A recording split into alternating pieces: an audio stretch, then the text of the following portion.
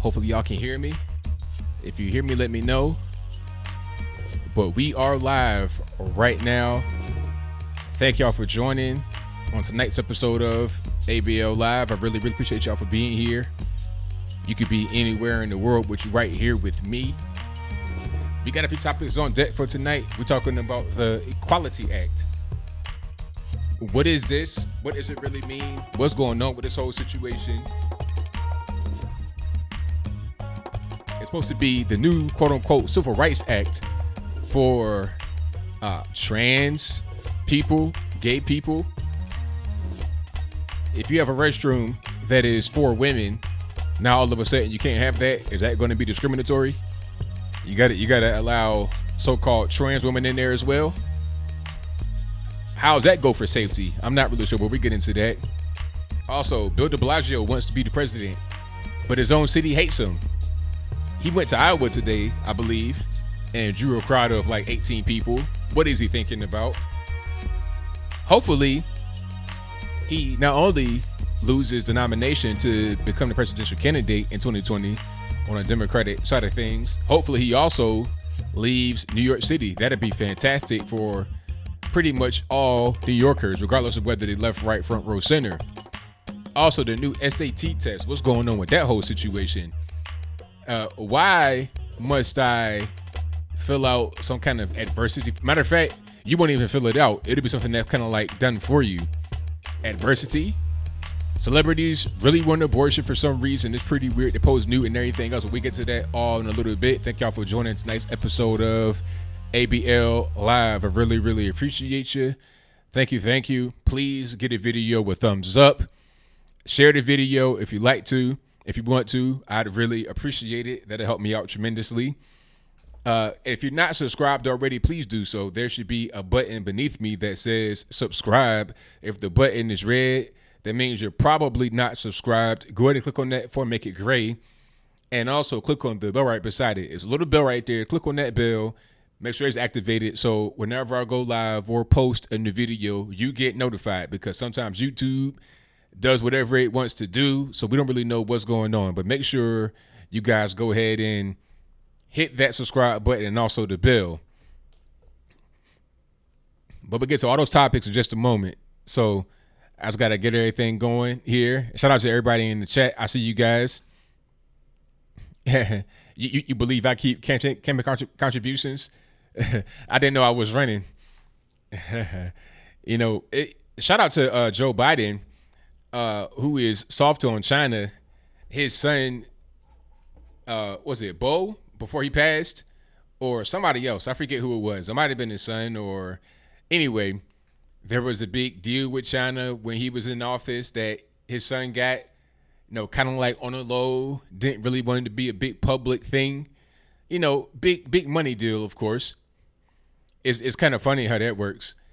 Thank you to my man Carl's Opinion, who says, hey, Mr. Logan in chat. Thank you for your donation to kick things off right, man. I really appreciate you for your support. Shout out to everybody in the chat. We're going to get started in just a moment. Let me just share this out to my Facebook people, Twitter people, everybody out there, so they know I'm live and we are rocking and rolling.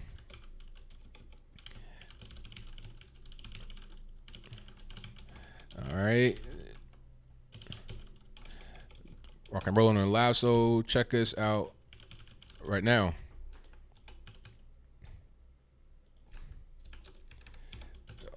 All right, there we go. Got that one.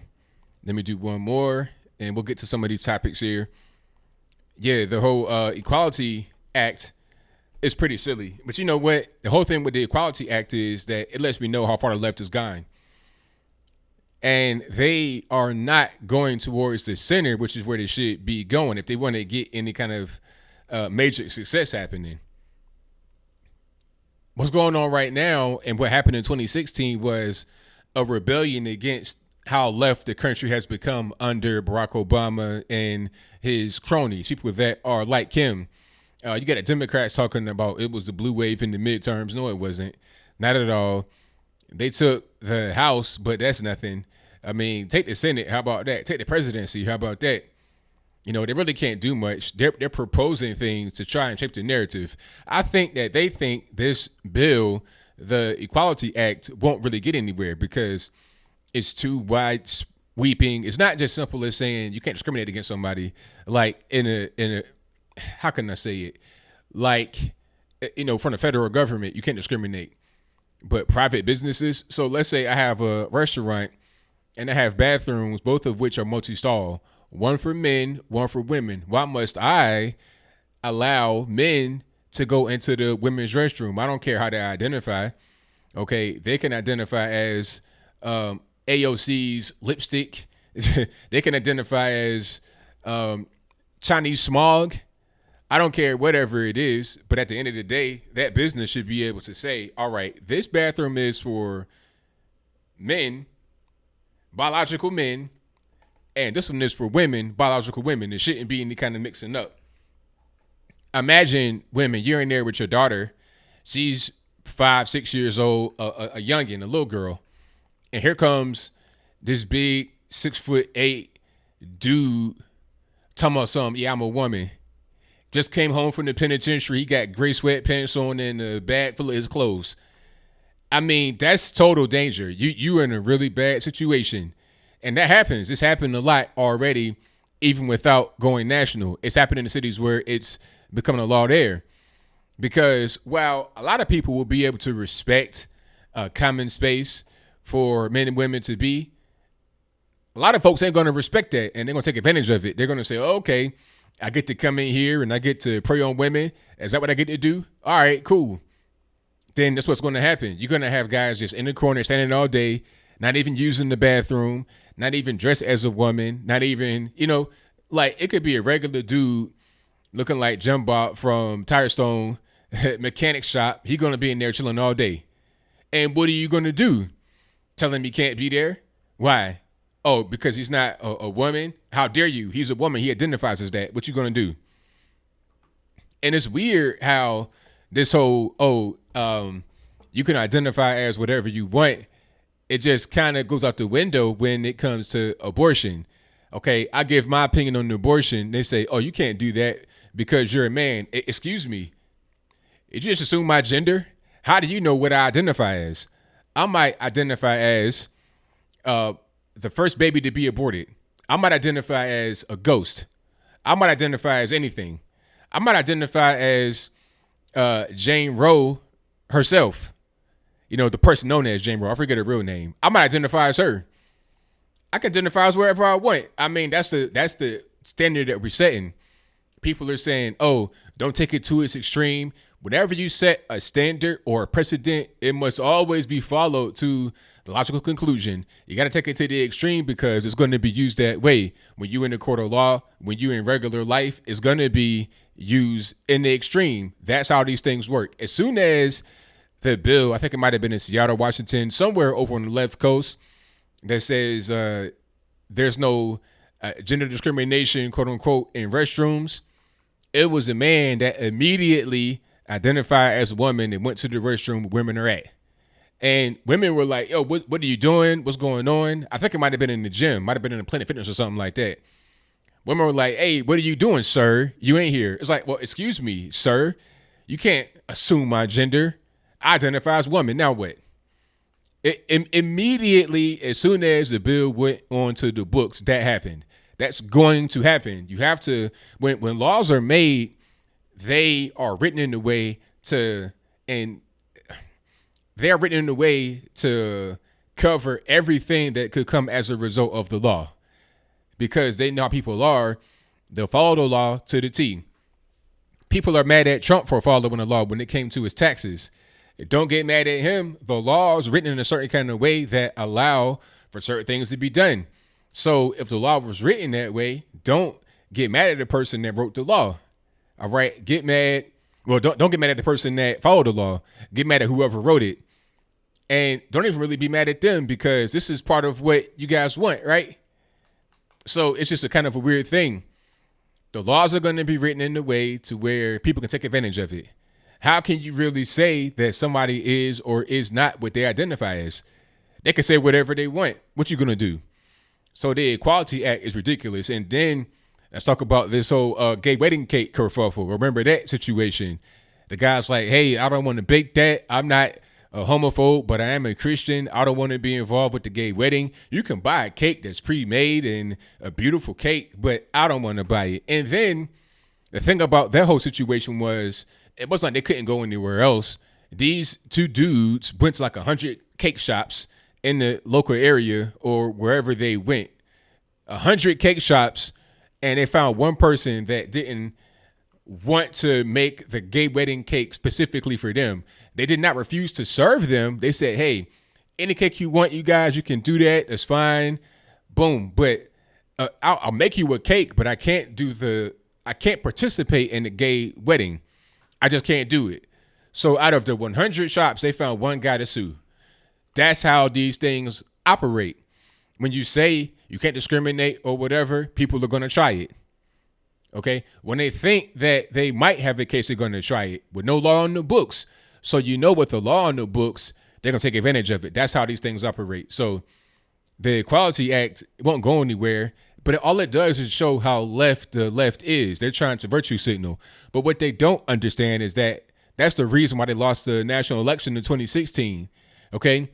They may have taken the House in the past midterms of 2018, but you can't take the national office like that.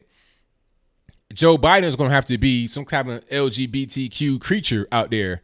And how are you going to run that? It's the same thing as Hillary Clinton with less stamina. Did you see Joe Biden slurring through his speech? Like you didn't even really get to Iowa yet for real. We're not even in the primary part of the whole situation. You out of gas right now. Your gas tank is nowhere. And it ain't too much you can do to refuel it because you almost 80 years old. Father Time is undefeated. What are you really going to do when or if you make it to the election process and you got to be doing rallies here, rallies there. You got to be doing speaking engagements, debates, interviews, all that. What are you going to do? Hillary Clinton pretty much kicked the bucket. She was like, you know what? I'm weekend at Bernie's right now. Just puppet me around the town and I'll be okay with that. That's what happened with Hillary Clinton. All right. So Joe Biden's going to be in that position. I could tell from right now, he's already out of gas now. It's too early in the race. It's like if you're running a marathon and within the first half mile, you already winded. You might as well go ahead and just go back the other way you came because you're not prepared. And he can't do anything right now to train because we at the race right now. It's like when the race is starting, you're trying to actually go backwards and see if you can train and get better. No, you're here now. All right. And his age is going to prevent him from getting any better. Once you get to an advanced age like that, he's like, what, 77, 76? What can you really do? It's not much. It's not even really nothing that's his fault necessarily because you got age working against you. So, Trump is not a young man, but he's younger than Joe Biden. And he is more energetic than Hillary Clinton. And Joe Biden appears to be less energetic than Hillary Clinton. So what are we going to do? Shout out to SOBC. He says, I identify as ABL. Please send me all your super chats. Exactly. People can identify as whatever. I mean, hey, that's a good point right there. I just thought about, are we trying to fight identity thieves? So if people can identify as whatever they want, then why can't I identify as Bill Gates, go into a bank and say, hey, I'm Bill Gates. Here's my account, and I want to withdraw $1 million right now in cash. Why can't I do that if I can identify as whatever I want? See, people use these little terms just willy-nilly. I thought that it would only stay on the internet and would not escape, but here we are talking about it in reality. People coming out and having like legislation talking about you can identify as whatever you want, and if somebody says something about it, they're a bigot, they can go to jail. Legislation. Now, of course, it ain't going to pass. But these people that have been elected by people that are in the U.S. government that are in control of writing laws for you and I, they are talking about that gender is relevant, essentially. If you identify as whatever, then that's fine. That's okay. If you are a male identifying as a female, then no problem. Whatever you want, boss. You want to go into the restroom with your twig and berry swinging around in front of little girls, then that's fine because you identify as a woman. You can be looking like some Super Mario from the first Mario game with your big mustache, a plumber outfit, overalls, beat up boots, plunger, the whole 9 yards, and say that you're a woman and can't nobody say nothing about it. I've seen a Miss Doubtfire type in real life. This dude looked like Robin Williams towards the end with a floral dress on. Like he stole his grandma's dress. It's probably where he was living. That's a whole different story. Stole his grandma's dress and just walked out like that with some regular ASIC running shoes on. You understand what I'm saying? So that guy right there is a woman. Come on, man. Like, I'm not judging your fashion sense, boss, but I know a man when I see it. Let's not play games here. Why must that be the case? That doesn't make me a bigot. I'm just looking at what I see. You know what I'm saying? I don't care what you do in your bedroom, but I know that you are a man, sir. I had somebody in my mentions talking about abortion and, trying to talk about, I didn't know what I was saying, that abortion is woman's right. I'm like, all right. I go to their profile picture and I see a man. I'm like, all right, sir, get out my mentions, please. I'm not really trying to hear it. So shout out to everybody in the chat. A front pole. Hey, they're talking about front holes. It's like, what? We're adults here. We're talking about language that children would use when they're trying to be, sneaky and just say naughty stuff. When you like 10 or 11, it's a front hole or something, silly stuff. We're talking about that in real politics right now in 2019, United States. I thought we have flying cars, but yet we're talking about gender is not even the real thing. It's 100 genders. It's an infinite number of genders. When I was a youngin', I was taught that gender meant boy, girl. Now it's whatever. It's not even the real thing. Biology means nothing. And these same people will talk about, oh, you're anti-science if you don't believe in climate change, locking step with Al Gore, who's the patron saint of climate change. Climate change is like Scientology. It's like a little cult that they got going on. But I digress. You got to believe in climate change because Al Gore says it or Bill Nye, the chemical engineer guy, says it. But you don't believe in gender, although you got chromosomes to prove it, genitalia to prove it, the ability of woman to create life in her womb, in her body to prove it. I mean, it's so silly. So, and the SAT test, I'll talk about that right quick before we get into it. The SAT test has a new metric on it that will measure your adversity in life. If you're talking about video, let me know. But so what this is affirmative action overload. They can't get enough blacks and Hispanics into college. So what are they going to do? They assume that most blacks and Hispanics that are trying to get into some of these colleges come from a bad background. All right. Which it don't make no sense, but let's just say that's what it is. They're trying to have that be something that would motivate certain colleges to admit you. But why should it? Why does where I grew up do anything? Where I grew up is really irrelevant. See, that's like discrimination. In a sense, it's like prejudice. You're judging me based upon where I live. Like, where my particular income level of my neighborhood that I'm at, it shouldn't matter. All that should really matter is my intellect and my academic ability. You can be in a low income area and have a brilliant mind. Maybe it's less common than those that come from a more well-to-do area. People say that, just put more money into education and people will just magically become smarter. I think what's happening is that a lot of the people that are in these low-income ghetto areas are there because that is level of their parents' IQ. And when your parents' IQ is low, yours is tend to be low as well. Some are going to talk about race. I'm not going to go down that rabbit hole. I'm just talking about your parents. My parents are smart. Therefore, I'm like a little bit above average intelligence. You understand what I'm saying? And we didn't have to have this really, terrible life.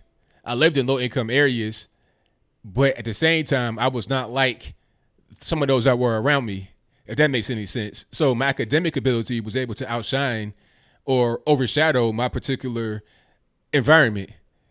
All right. That should be what it's about.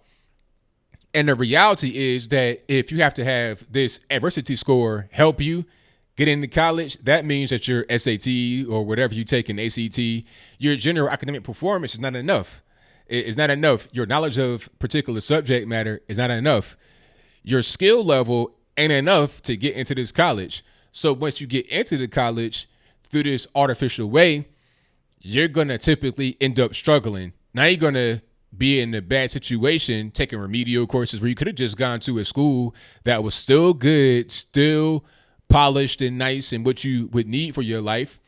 You could have gone there and got a great education. Now you done spent probably more money and have a worse education as a result because you are not in the program that's best for you. If you were smarter than what your test scores indicate, then you'd be able to go to that particular school and have a good time. But since you're not, then you're pretty much out of luck. In my case, I was bored with school. I kind of was like, I don't like this regimented thing. I feel like I'm being trained to be a monkey in the wheel or hamster in the hamster wheel. I didn't like it. I was just more concerned about being an entrepreneur, and that's what I did. That's what I've been doing since I've been like 19, and I'm 34. So I think I'm doing okay with myself. And I think more focus should be on not having college be the end all be all rather than having these artificial ways to get into college talking about adversity. You know, if I need an adversity score to help me, then I don't want it. I probably shouldn't even be going to college necessarily. I should be going to some kind of trade school or figuring out a way to make money that does not require me to have this massive investment into a thing that will not even really paying out. You got guys and girls paying out their ears out the wazoo in student loans, $800 a month. People are paying more in student loans than they pay on their own rent. and they're not even really working working in the mall. It's like, for what? Why? It doesn't make any sense. It's a scam, really. And more importantly, I think the scam is to have more quote unquote people of color, which really just means blacks and Hispanics. They want more of them to be in the school to meet certain little quotas, even if not on paper. There may not be a quota on paper that says you got to have X amount of blacks, X amount of Hispanics, but it's probably expected that you do that. It may be some kind of internal reports talking about, okay, we're going to shoot for, we're going to shoot for X amount of Hispanics, X amount of blacks. That will meet our internal recommendations. So they're going to try things like this, adversity score. And then they're going to lower certain standards. Then they're going to have other little qualifications that Asians aren't able to do well on. It's just one thing about personality that you got to be able to do well on, and that could factor into your admission. And Asians typically don't perform well on that, especially in a place like Harvard. That's why Harvard is being sued right now by Asians because they're being discriminated against. They're like, look, we come here to this country, we've worked hard, we grind, we're intelligent, we're smart, we had the skill, the knowledge, all that to be able to be here, but we're not being admitted into the school because of this particular metric that you're using against us to try and get more others into the school. Why? For what? It's all about just trying to look good on Harvard's end. It's not to trying to help the so-called downtrodden blacks and Hispanics. It's not even about that. It's more self-serving. So really, this SAT adversity score is self-serving for the colleges that are trying to do it. They're just trying to help themselves and not trying to help you. It's all a big scam. So if I was a youngin' out there and I'm going to a school that is probably out of my league and I get accepted, you don't want that because you don't want to be a part in the game. Go where it's best for you. If you know that you are not a rocket scientist, if you know you're not on a level of a lot of kids that go to these Ivy Leagues, go where you are on a level of other kids at. If you go to college at all, which I don't recommend, really, unless you're going to be a doctor or something like that, that requires college, that requires intensive training, then nah. If you're going to be if you're going to be going to major in business, then what's the point? You might as well just go get a job, work, and find out how to do business that way. What's the reason? All right. And then what else we got here? Oh, yeah. Celebrities for abortion. What's her name? Emily Ratajkowski. Oh, I can't pronounce her name. Polish, probably. But Emily, the supermodel, quote unquote, talking about, oh, well, the abortion laws are racist because it's going to empower the prison industrial complex. Empower the prison industrial complex. How's it going to do that? Why, if I don't kill, if I don't kill black babies, you're saying they're going to go to jail instead. So you've already predetermined in your mind that the babies that aren't killed are going to get locked up. Okay. Like, it's not even a hope. It's not even like they can grow up to become Barack Obama. They could become Clarence Thomas. They could become anybody. They're gonna go to the penitentiary. Is that what they're gonna do? So that's all we can do. Just, be dead, go to jail. So just kill us off before it even happens. You know what? When they say stuff like this, it reveals a lot. But one thing it reveals is that they know we're talking about babies here. We ain't talking about a clump of cells or, the baby can't be viable and it's not a human. They ain't talking about that. They don't believe that, because when you ask these pro-abortion types, when does life begin? When is a baby? They don't want to answer, because the reality is they know that a baby is baby from the beginning. A baby is baby at conception.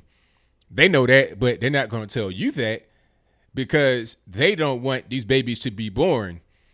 They don't want to empower the prison industrial complex. They don't want to have babies be born into ghettos, into bad situations. So that's just going to be the fate of everybody that could have been aborted. Okay? That's crazy. But this is the kind of mentality that we have on the left. And they wonder why, like Hillary Clinton said, they're not up 50 points. They're not going to win an election because stuff like that. You're so radical, you don't even really realize it. When you're living in these ivory towers in the sky in Hollywood, you have no idea how crazy you sound. But it is what it is. So shout out to everybody in the chat. I thank y'all for being here. If you like what you've heard so far, please give me a thumbs up. I'd like for you to do that. That helped me out tremendously. Also, please share the video. And if you are not subscribed so far, click that subscribe button right now. Make it turn gray rather than red, and click on the bell right beside it. It's a little bell right there. Click that to make sure you get notified whenever I go live or post a new video. That's right, Barry Altman. College is a new leftist hustle. That's 100% correct.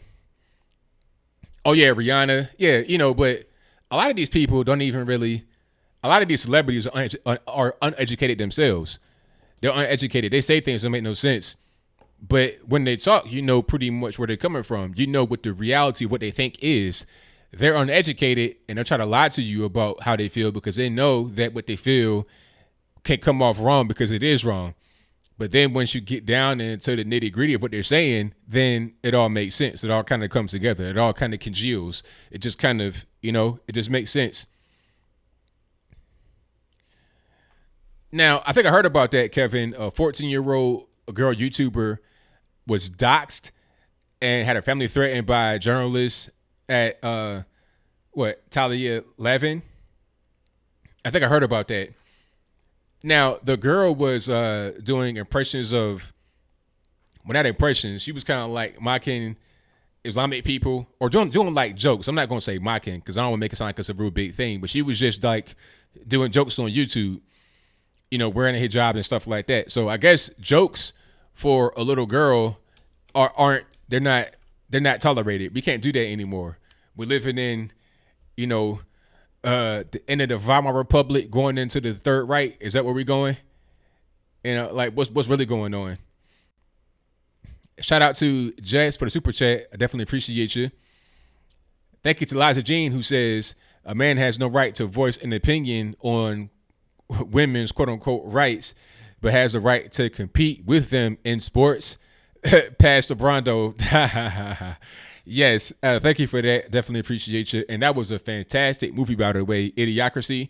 That's what it was. That was great with Terry Crews. And I forget the guy that was leading in there, but that was a great movie. But yeah, it's crazy. And you know what? This whole thing with Alabama, the governor is Kay Ivey. So all these celebrities talking about, it's a bunch of men deciding on women's rights. Well, a woman is the one that signed it into law. If she didn't sign it, then it doesn't go anywhere. So she had the keys. It's like the president of the U.S.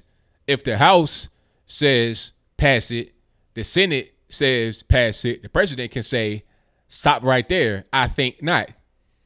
Okay. It's the same thing in Alabama. The House can pass it. The Senate can pass it if they have a Senate. But the governor is like, nah, we're not going to do that. Sorry.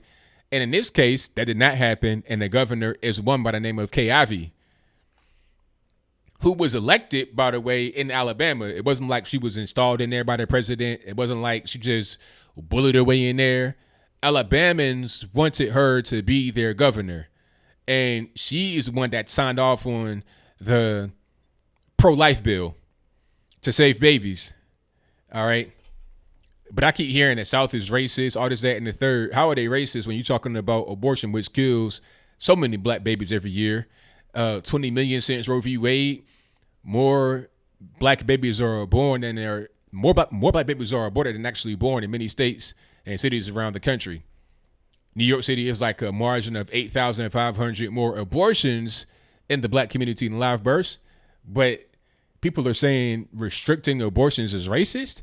So let me get this straight. If I kill more black babies, that's not racist. If I kill less black babies, that is racist. How does it make any sense? It doesn't. But I digress. Thank you to No Good, who says, my body, my choice. Your body, huh? Could I get the DNA on that clump of cells you're aborting real quick? Exactly. Let me get the DNA and all the organs and all that good stuff. We're talking about a human being. And people use all these kind of words talking about, oh, it's a zygote. I ain't heard that one in a while, by the way. A zygote. That's a new, that's old school. But I keep hearing fetus. It's early in development. Okay. A baby is early in development. Humans are always developing. A baby, when it's born, cannot live on its own the same way it would be in the womb. I mean, when's the last time? Have you ever seen the baby just get born and just survive on its own, just raise itself, trying to find nuts and berries and twigs and stuff to eat and protect itself and, make clothes and change its own diaper? I mean, a baby is going to need constant attention up until the point where, it develops some more and becomes more mobile and is becoming more and more independent. They go from a toddler, from a baby to a toddler to a little kid to a big kid to a preteen to a teenager to a young adult to 20, 30 something adult to middle age to retirement age, elderly, and then Wade like 100 years old elderly. There's always a stage of development. That's how life is. So you can't just say because a human being is at this stage of development that's early that it's not human. So when it goes from being in the womb at 8.5 months gestation to 9 months out of the womb, that 2 weeks right there makes it go from being not a human to a human. It makes no sense at all. Life begins at conception. If we could just agree on that and have that be the consensus, life would be so much easier. But for some reason, we don't do that. But again, I digress. Exactly, MJG, MGJ. A lot of adults can't survive on their own. It's got a lot of grown people out here that can't even, people on drugs and hey, a lot of adults can't even survive on their own. That's 100% correct. So does it mean we just kill them because they can't survive on their own? The arguments I keep hearing are just so weak and paper thin. Thank you to a Brazilian American patriotic soldier who says, what's cracking, doggy? Transform to beta males. Shout out to you, man. Beta. And shout out to JLP, one of my favorite YouTubers of all time. And thank you to Truth Be Told for the donation. Definitely appreciate you. I appreciate that, Christian JR. I really, really appreciate you. Hey, Moon Shadow, that's what they were talking about with these death panels with Obamacare. They were going to kill adults, or they were going to not kill adults. Let me just rephrase that. They were going to start to deny treatment to certain people if you were too elderly to receive it, or if you had a low life expectancy. That's what I was hearing. I could be wrong, but I wouldn't doubt it, because when the government has control like that, they're going to start to take certain, steps to cut down on costs. So if that means your life may come to an end, then, hey, we got to save money. So let's get to some more calls here, or just get to the calls in general. We had no calls yet. Let me turn my sound off on my desktop so y'all can't hear the doo doo because that gets on my nerves. All right. Let's see if Skype wants to play nice today, hopefully. Hey, did you guys, speaking of Jesse, did you guys see that interview with that rapper? What's my man's name? Not rapper, he's a comedian, I think. Young boy. I mean, straight crap baby. That's what he was sounding like. It was crazy. Thank you, ZR. I definitely appreciate you. 702, you on the line. Who am I speaking to? Hey, what's up, man? It's Mark. All righty, Mark. What's going on? Well, I really like how you framed the topic because you have the Equality Act and then you have the SAT test. So they say end discrimination with the Equality Act, but discriminate with your SAT scores. Right. So it's like, okay, if we're trying to end discrimination, then how are we going to talk about this SAT score being the good thing? Because you are discriminating against certain people because of their particular background, where they come from. And that's weird because in the SAT score situation, they may say, oh, we're trying to make an even playing field. So you're going to do that by discriminating? Aren't we trying to go away from that? It's weird. And then also in the Equality Act, you are also discriminating because if you allow men to compete with women, the women are going to be discriminated against. They're not going to be able to get where they should be able to go because you have men interfering in their whole thing. Yeah. You know, it's the Equality Act, the discrimination thing is it's just the funniest thing in the world. To me, they're flooding the market with you know what, as in order to bamboozle people so that you'll just do whatever the heck you're told by the authority, whoever is in power. Because it's like they talk about equality and, oh, you can't discriminate, but they won't even allow Chick-fil-A in certain markets to sell some sandwiches. I mean, for crying out loud. And then if I was black, I would be very insulted because this civil rights thing is never ending. The 60s were a time where civil rights was this big deal, right? But yep. Now it's like sexual orientation and gender identity. And you know it's never going to end, right? If they decide to pass this, you know what's coming tomorrow, right? It'll be like, you can't discriminate against bestiality. Oh, you can't discriminate against pedophilia. And that's another thing I don't get about the celebrities for abortion, you know. You'd have to look back and now, like, let's say you're a believer in eugenics. Do you believe in eugenics? Who knows? You know, if you want those good characteristics. So do you believe in population control? Some people, Bill Gates, or they say that he's into that. But the global population has tripled from the 80s. It went from 2 billion to almost 8 billion now. Yeah. So it's failed. So with celebrities going, oh, we need abortion, well, you know, when you have open borders and people coming in that want to import their child brides and have harems, you're just voting for your own displacement. I know that some people are applauding that. But, you know, there's not going to be a lack of people. You're not going to get population control via abortion. It's just not happening. Yeah, that's not. Like, all you're going to do is just get people to be you're going to get other people. You're not going to just reduce the amount of people, period. You're going to get other people. They're going to come in greater numbers and take over. So your country that you like today will no longer be. You like going to the beach. You like wearing your swimsuits, bikinis, and all that.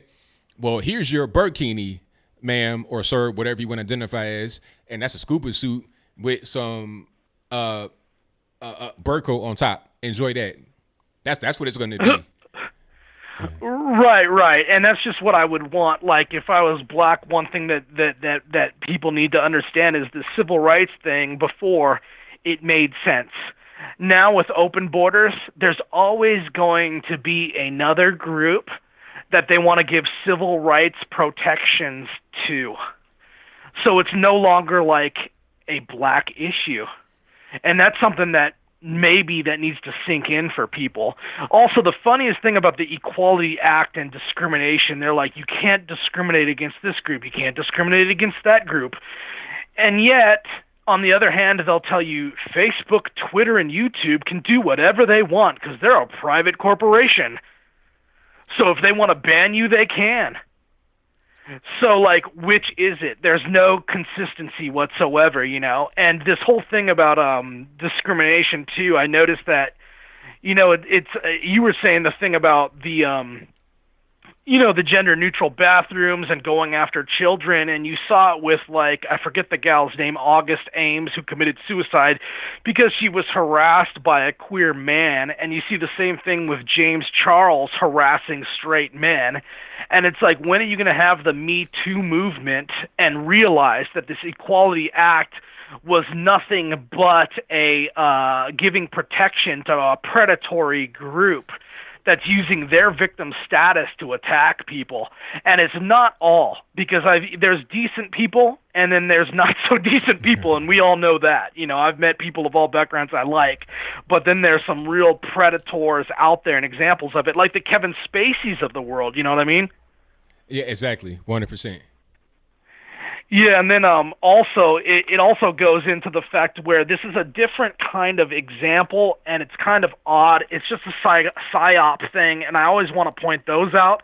But like last week, you had the Arthur gay marriage cartoon, right? Yeah. And it's like they're throwing this stuff in front of kids and having like these transsexual reading things, and then these very, very vile, vulgar, overt, perverted and twisted, like, sex educational materials that they're throwing in front of kids. So on one hand, they're hitting your kids with all this like really, really wild, vulgar stuff, and then on the other hand, I don't defend perverts. I don't defend sexual abusers. Right. But I want you to know the thing that should be pointed out is that all these headlines about the Catholic Church and how they've treated children. And but then you can't discriminate against the queers. They got to be allowed in Boy Scouts, and all of a sudden the abuse rate is rising. You can't discriminate against these sexual people in the military. All of a sudden the sexual abuse rate is rising. So it's like it's almost like they were like, oh, look at how moral I am. It's for the children. We're against the abuse in the Catholic Church as the abuse rate. You know what? That was a great point you made. I didn't even put two and two together like that, because they want to talk about the Catholic Church and how you got all these child molesting preachers or priests, whatever they call themselves, in the church touching on the kids. You would think, okay, if you have a situation where you have children that can be left alone with adults when their parents are not necessarily in close proximity, you might want to not have homosexuals in there, because that's going to increase the rate of the kids possibly being abused. So when you have them in Boy Scouts, you have them in the military, you're going to have more sexual abuse. It has to kind of make sense logically by learning from what happened in the Catholic Church. But, people just are so caught up in virtue signaling, they don't care about using their brain. Right. And I'll leave you now, but that Arthur cartoon, those posters in Toronto, they're trying to hit people with that kind of sexualized material.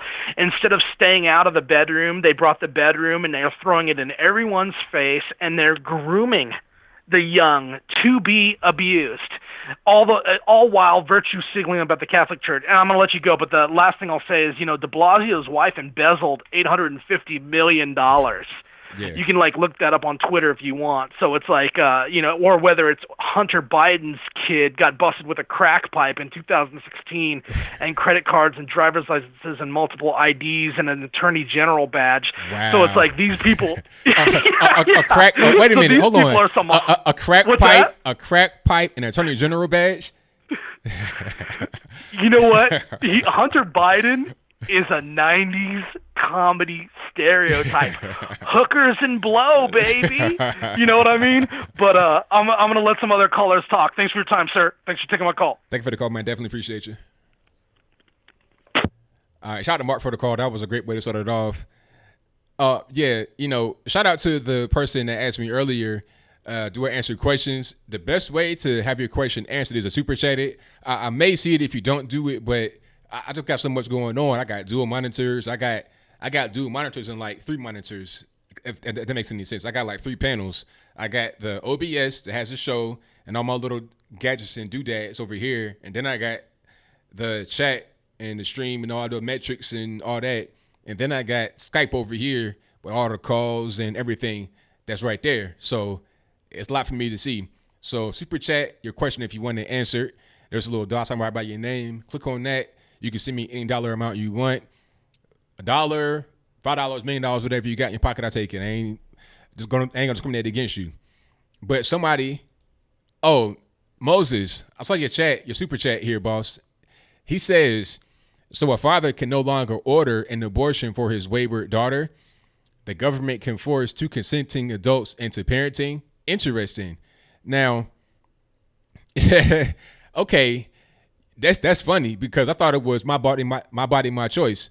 So a man can force a woman to have an abortion. I thought that was illegal. I thought that was against what the pro-abortion people wanted to have. Okay, she's underage, but it's still her body. So what else can a father force a daughter to do with her own body? I mean, if we're going to go there, let's go there. And then also, we're talking about babies. You know, you're killing children. At what point is it okay to kill a baby? Because, it's a mistake. Oops, my fault. I messed up. You know, I'm a wayward girl. I can have an abortion, so I can kill the child because of my mistake. And beyond that, just because a woman is pregnant, I mean, she got to raise a baby. She can get baby up for adoption. Get a family member. You know, there's ways that you can get around that, but you can't just say, because the baby was born or conceived in the way that you didn't anticipate that you can just kill the baby. But if you enjoy Planned Parenthood, Moses, where you got 20 million black babies aborted since 1973 Roe v. Wade, do you know that the black population in America is 30% less than what it should be because of abortion? I'll say that one more time because you ain't hear me. The black population in America is 30% less than what it should be because of abortion. 30% less. So if you want that to continue, if you want the black birth rate to be lower than replacement, it's like about 1.8 our birth rate right now. It should be about 2.1 in the West for replacement.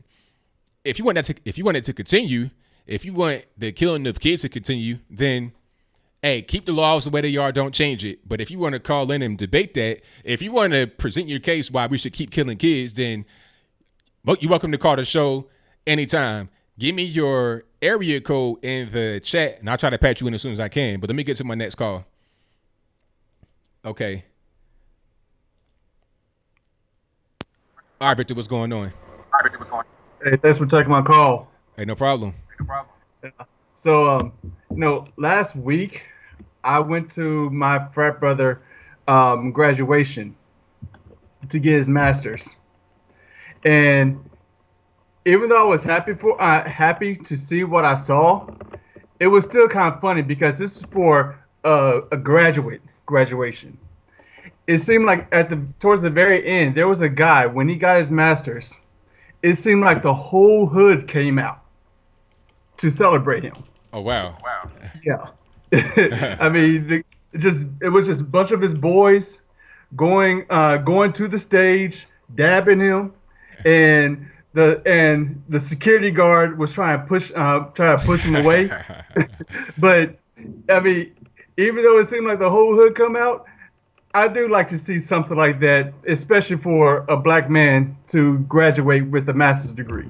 And that's beautiful, man, because what you see too much is, the hood folks don't even really care. You graduate, high school, college, or whatever. Don't nobody really care. You come from the penitentiary, it's a big party. You got girls, you got alcohol, all that. So it was good to see them come for the master's graduation. I'm glad that they came. Although, they're going to be who they are. They're going to rush the stage, do whatever they want. I'm glad they came to celebrate a positive thing. Yeah. And I mean, and because it was at a black college, this was at a North Carolina A&T graduation. They will, of course, they're going to be a little bit lenient for them. Yeah. And also, now before my frat brother graduation, I went to the undergraduate graduation. And you remember the story in Florida when they were pushing the black students off the stage because they were kind of like dancing or something? Yeah, I remember that. Yeah. So looking at that undergraduate graduation, I can understand why they did that. Because it seemed like a step show when the fraternities and sororities got on stage. They got their diploma either before or after they got their diploma. Yeah. They were doing their fraternity and sorority dance on the stage. And I like it, but at the same time, I'm like, okay, this is going on. I'm going way too long. Y'all Yeah. need to move. Y'all That need to move it see that, along. that that's the whole thing, man. Because time's a wasting. Time is valuable. They out there doing the whole routine, like it's the Met Gala. They out there doing the 30-minute intro. It's like, look, man, we got like 2,000 people in here trying to get their degree. You got to keep it moving, boss, because we can't be here all day. This ain't Sunday service. We're not playing NFL football. People got kids, things to do. Let's keep this show on the road. So Yeah, yeah. And on top of that, after seeing that, I was thinking that because you are dealing with a white school and white people do like to keep to time, they may have told them ahead of time, don't do these dances on stage. yeah, yeah. So yeah, and so speaking about colleges and the SAT, they I don't know why people don't want to value the small colleges, especially that with the SAT, it's so clear that they're trying to get more black people into these schools. Oh yeah, it's clear. It's clear because that's been a problem for a long time because it's been this whole thing about whites and Asians dominating college. So it's clear they're trying to get more blacks and Hispanics in there by having this adversity score because really it's not going to be applied to whites or to Asians because they got too many of them anyway. So to make an excuse to get more blacks and Hispanics, they'll say, okay, here's their score on their SAT. Yes, it's low, but here's their adversity score, which is high. So let's leapfrog them over somebody else. Matter of fact, in the article that I read in the video, one of the people that was like a professor admitted that. He was like, look, if I have a white student that's on the bubble, I would want to put a black student over them if they have a higher score in the adversity. They said that, like they admitted it. Wow. So it's not even really, Wow. they actually said that on record. Wow, and you know what? And all they're doing is setting them up for failure. Yes. Okay, that's all it is. Because looking at some of the black people that where they're coming from, it's best for them not to go to these big white colleges. Reason why? Because they need to go to a place that's probably close knit family that where based off their background. And if you go to these colleges, and I've seen it at my school, not at my job, teaching the medical students. They see where they come from. Those colleges are ruthless, and the students, the professors, they may not help you. They are you're going to be just a fish in the water with no type of help, and it's going to be set up for failure. Well, if you go to a smaller college where you have a better support system there, that you could be able to succeed better. And like I mentioned before, that if you come in with any type of weak points coming into college, that because of those small universities, those teachers could spend more time with you to strengthen those weak points. So by the time you graduate, you'll be just as competitive as people who's coming from those big colleges. That's right. For instance, last year during the Major League Baseball All-Star game, All-Star Week, at the minor league All-Star game, there was 2 black men from Tuskegee University that threw out the first pitch. One of them had an internship for NASA, and the other one had an internship for either Boeing or Lockheed Martin. Wow. So yes, you can find success at these HBCUs and other small universities. Now, I'm not going to say that all small universities, and you also need to look at which department is successful in putting people into good careers. But yes, you can find success, and also doing this adversity score with the SAT, you are going to bring in less quality students. And take it from me, at Prairie View, where after my freshman year, they had to raise the requirements because they saw that the students were each year the less quality students was coming in. That's right. And by the time my freshman year, we were horrible as a freshman. Right. Yeah, where they the following year they had to raise the requirements because they realized that you just can't help everybody. You can't. You can't. It's not possible. Yeah. So also your previous caller when they brought up the Catholic Church and the homosexuality. Yeah.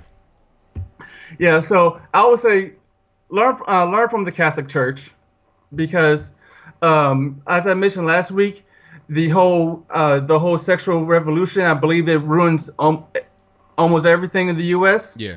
I think the sexual revolution also ruined the Catholic Church and Christianity as a whole because not only the Catholic Church they have abuse problems, but you also have abuse problems in the other Christian denomination. And when it comes to the Catholic Church, instead of seeing as the priesthood as something that you really want to give your life up for Christ to serve Christ and for chastity. Yeah. They just saw it as, okay, I know that gay is wrong. I just wanted to live this alternative lifestyle. But because of that, they're not really dealing with themselves and just seeing it as an alternative lifestyle. And at the end of the day, they still fall into that sin and brought this abuse to the church. Right. Yeah. So anyway, that's it for me. Thanks for taking my call. Thank you for the call, man. Definitely appreciate you. All right. Bye.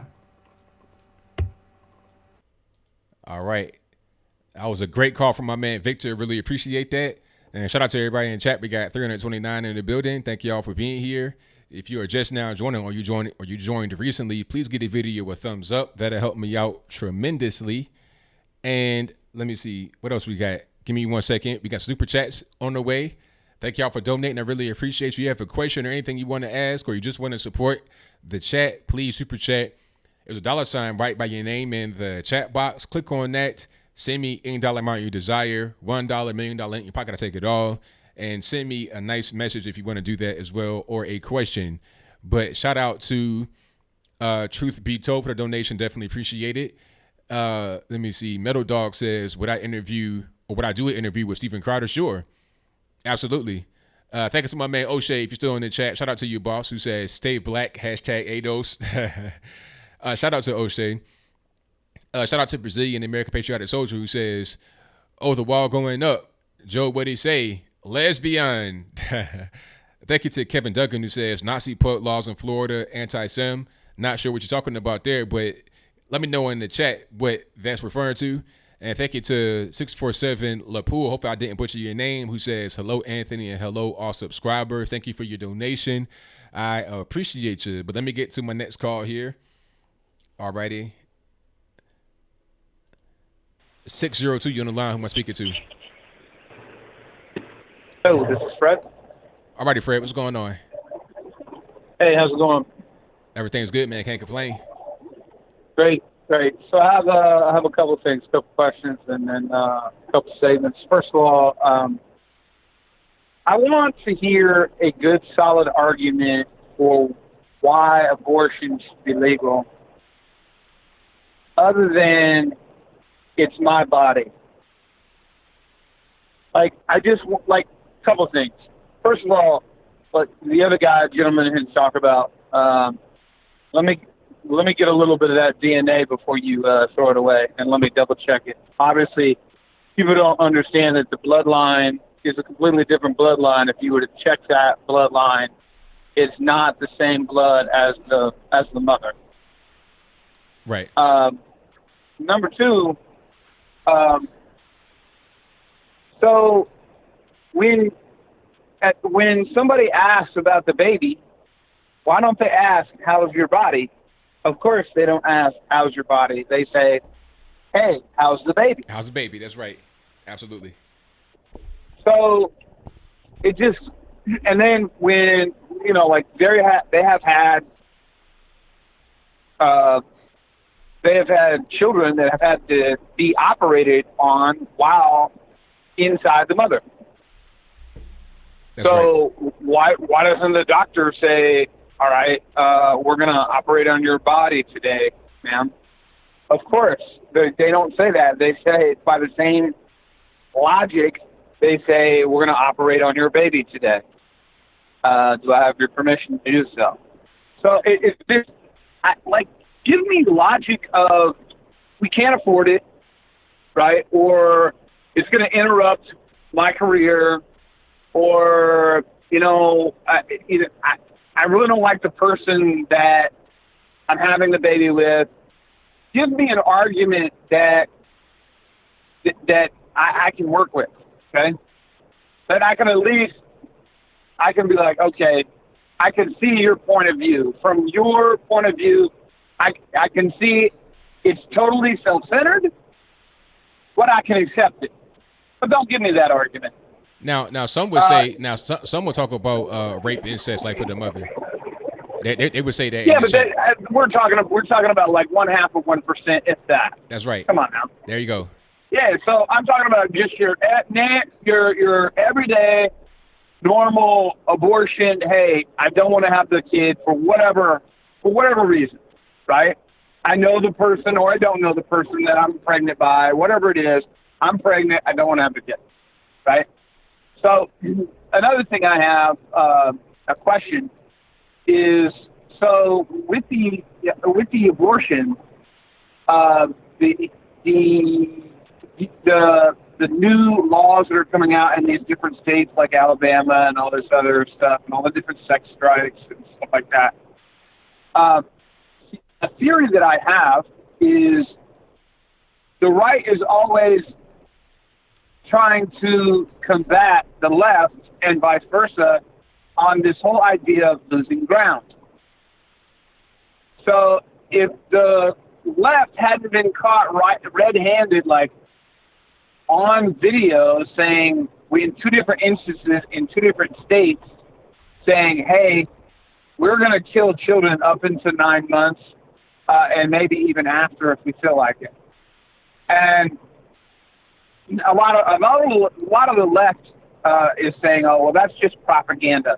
And I'm like, even if it is propaganda, which I'm not saying it is, why would you allow yourself to be filmed or to be in a courtroom or a Senate hearing talking about a bill where somebody asks you, hey, can we kill a child up until 9 months, and you answer yes? Like, why would you give that fuel to the right? Because my personal belief is a lot of the stuff that's happening on these states that are saying, okay, we're not allowing abortion anymore, is in response to legislation that's going on the books that is just completely overreaching and not logical at all whatsoever. What's your thought about that? Well, okay. Now, thought about what specifically? Well, okay. The states that are saying, okay, we're passing legislation that will not allow women to have abortions once there's a heartbeat. My personal opinion is states like Alabama and Georgia and other states that are doing that is in response to New York and Virginia, because states that are red feel like they're losing ground to states that are blue. So they're like, okay, if we're going to lose ground in certain areas, we need to gain ground in other areas. Well, I think what's happening. I think what's happening is that everybody pretty much thinks that they're going to repeal Roe v. Wade, and if they do that, each state will have their own abortion laws. And I believe that Alabama, Mississippi, a lot of these Georgia, they want to have stricter laws on abortion, and more liberal places want to have looser laws. So each state is pretty much positioning itself for Roe v. Wade to end, and then once that happens, it'll go back to a state. It'll be a state thing rather than just a national thing like the way it was before. Well, but my point on Facebook, and I got a lot of comments on this. I put this. I said, you guys, if you're on the left, you guys had a decent compromise because the right has not been able to move the needle for like the last 46 years. But you went way out. You went way off course and tried to put these extreme laws on the books. And all you did is piss off the right, and the right said, okay, if you want to play that, if you want to do that, we can play tit for tat. On the states that are red, we'll go in the opposite direction. But I have another question for you. And the question, please don't be offended. No, go ahead. No, I've asked a few people this, and it's about 60-40. If you had to choose to be, and you were going to get in the octagon, so to speak, what would you be more PO'd at? A racist white person calling you the N-word, or a black person calling you either an Uncle Tom or a good-looking Uncle Tom or whatever the what would incite you to anger more? Well, okay, that's a very good question. Now, I would say probably the white guy, and I got to explain that because it's a lot to this. Okay. Now, that's about 60-40. Yeah. 60-40 on white. Out of the people that I've polled, about 60% say the white guy. Yeah, I mean, but number one, I don't get upset at words at all. I don't get upset when people call me names. So if I were to be upset, it'd be more for the white guy. But in reality, I wouldn't be mad at anybody. I get called Coon Uncle Tom and all that every day. It's like it's nothing. It's like, oh, I know you do. Yeah, so to me it means nothing. All it really means is that I'm dealing with a low IQ person, somebody that just doesn't have any kind of information and they're just lacking in intelligence. And then as far as a white person, I never have any kind of racist comments on whites except for white liberals when they can do it privately. So can't nobody see them because they're afraid they're cowards. So if anybody's calling names like that, I know I can beat them anyway. I know I can whip them in the fight. So I wouldn't even really be upset. I would if I was a fight one of them, they'd probably try to call the police. But to get back to why I would say the white guy is because I expect black folks to say stuff like that because I hear it all the time. If somebody was to be brave enough to say the N-word in front of me in public, then I'm like, okay, now they really got some real animosity. Therefore, I need to go ahead and dust them out right now. But that's my explanation. But in reality, I wouldn't be mad at either one because that's normal. Okay. I've seen like some real anger coming from people who are on the right that are black, that are starting to get pissed on both sides because racist white people are angry at them, right?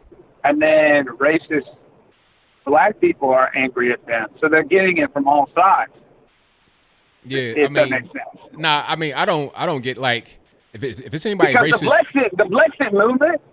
The Brexit movement in the beginning, well, like even I was just like, this Brexit movement is not going anywhere. It's a bunch of rich white kids listening to a few black speakers. But now it's like black people, from what I've seen in like Brexit LA and these other places that I've gone, it's like black people are coming out in droves, leaving the Democrat Party. Yeah. Which, if you're on the left, that's super dangerous because if you lose your base,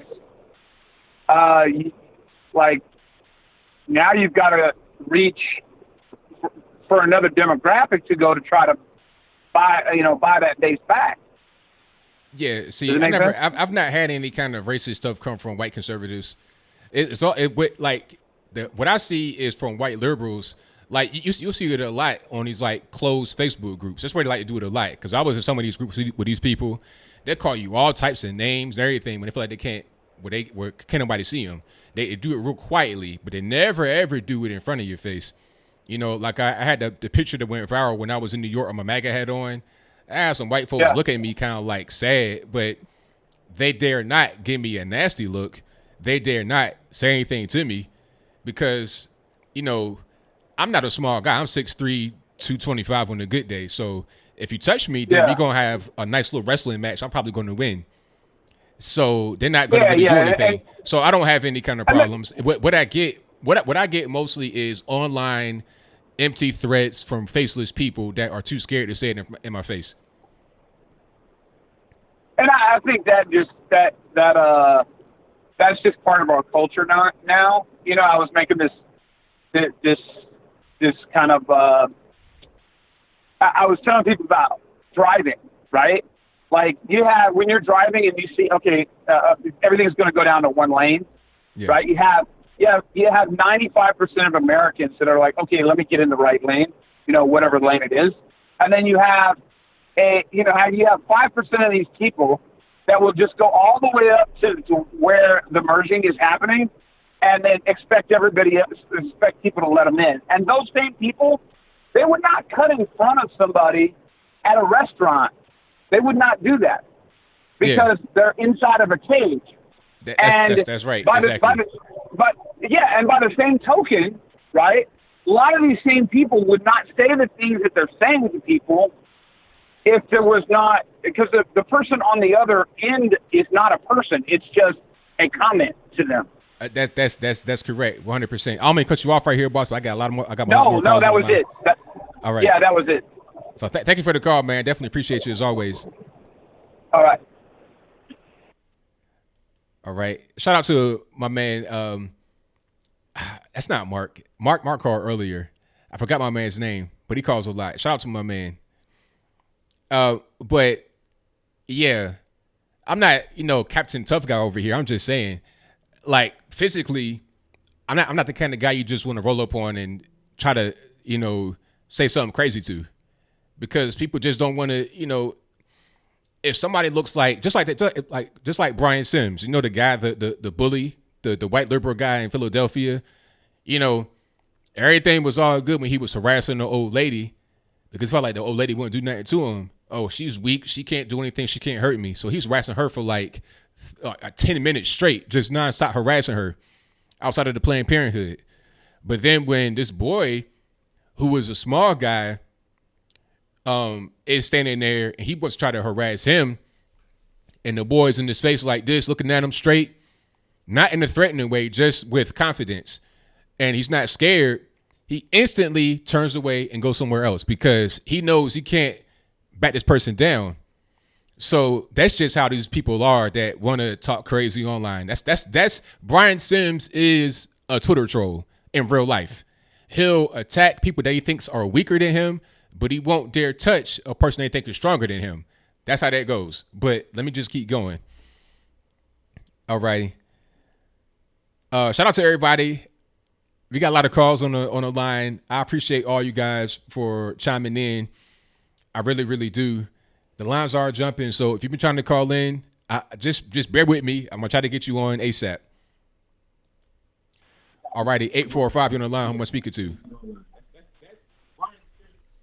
845. All right, 845. Didn't happen. 210, you're on the line. Who am I speaking to? I'm talking to Troy here. Sorry. All right, Troy, what's going on? Oh, I got a few points on the abortion thing. I think more Americans need to make themselves familiar with the Roe versus Wade issue. You say that one more time? Sorry. Let me take you off speak. Okay. I think more Americans need to make themselves familiar with the Roe versus Wade issue and how that all went down. Yeah. They really need to familiarize themselves with the woman who made it happen, Norma McCorvey, the supposed Jane Roe. She wound up becoming a pro-life activist later in her life. Yes, she did. When she was young, she was a little hooligan. She was running around doing stuff, stealing money from people and stuff like that. She got pregnant with her third child.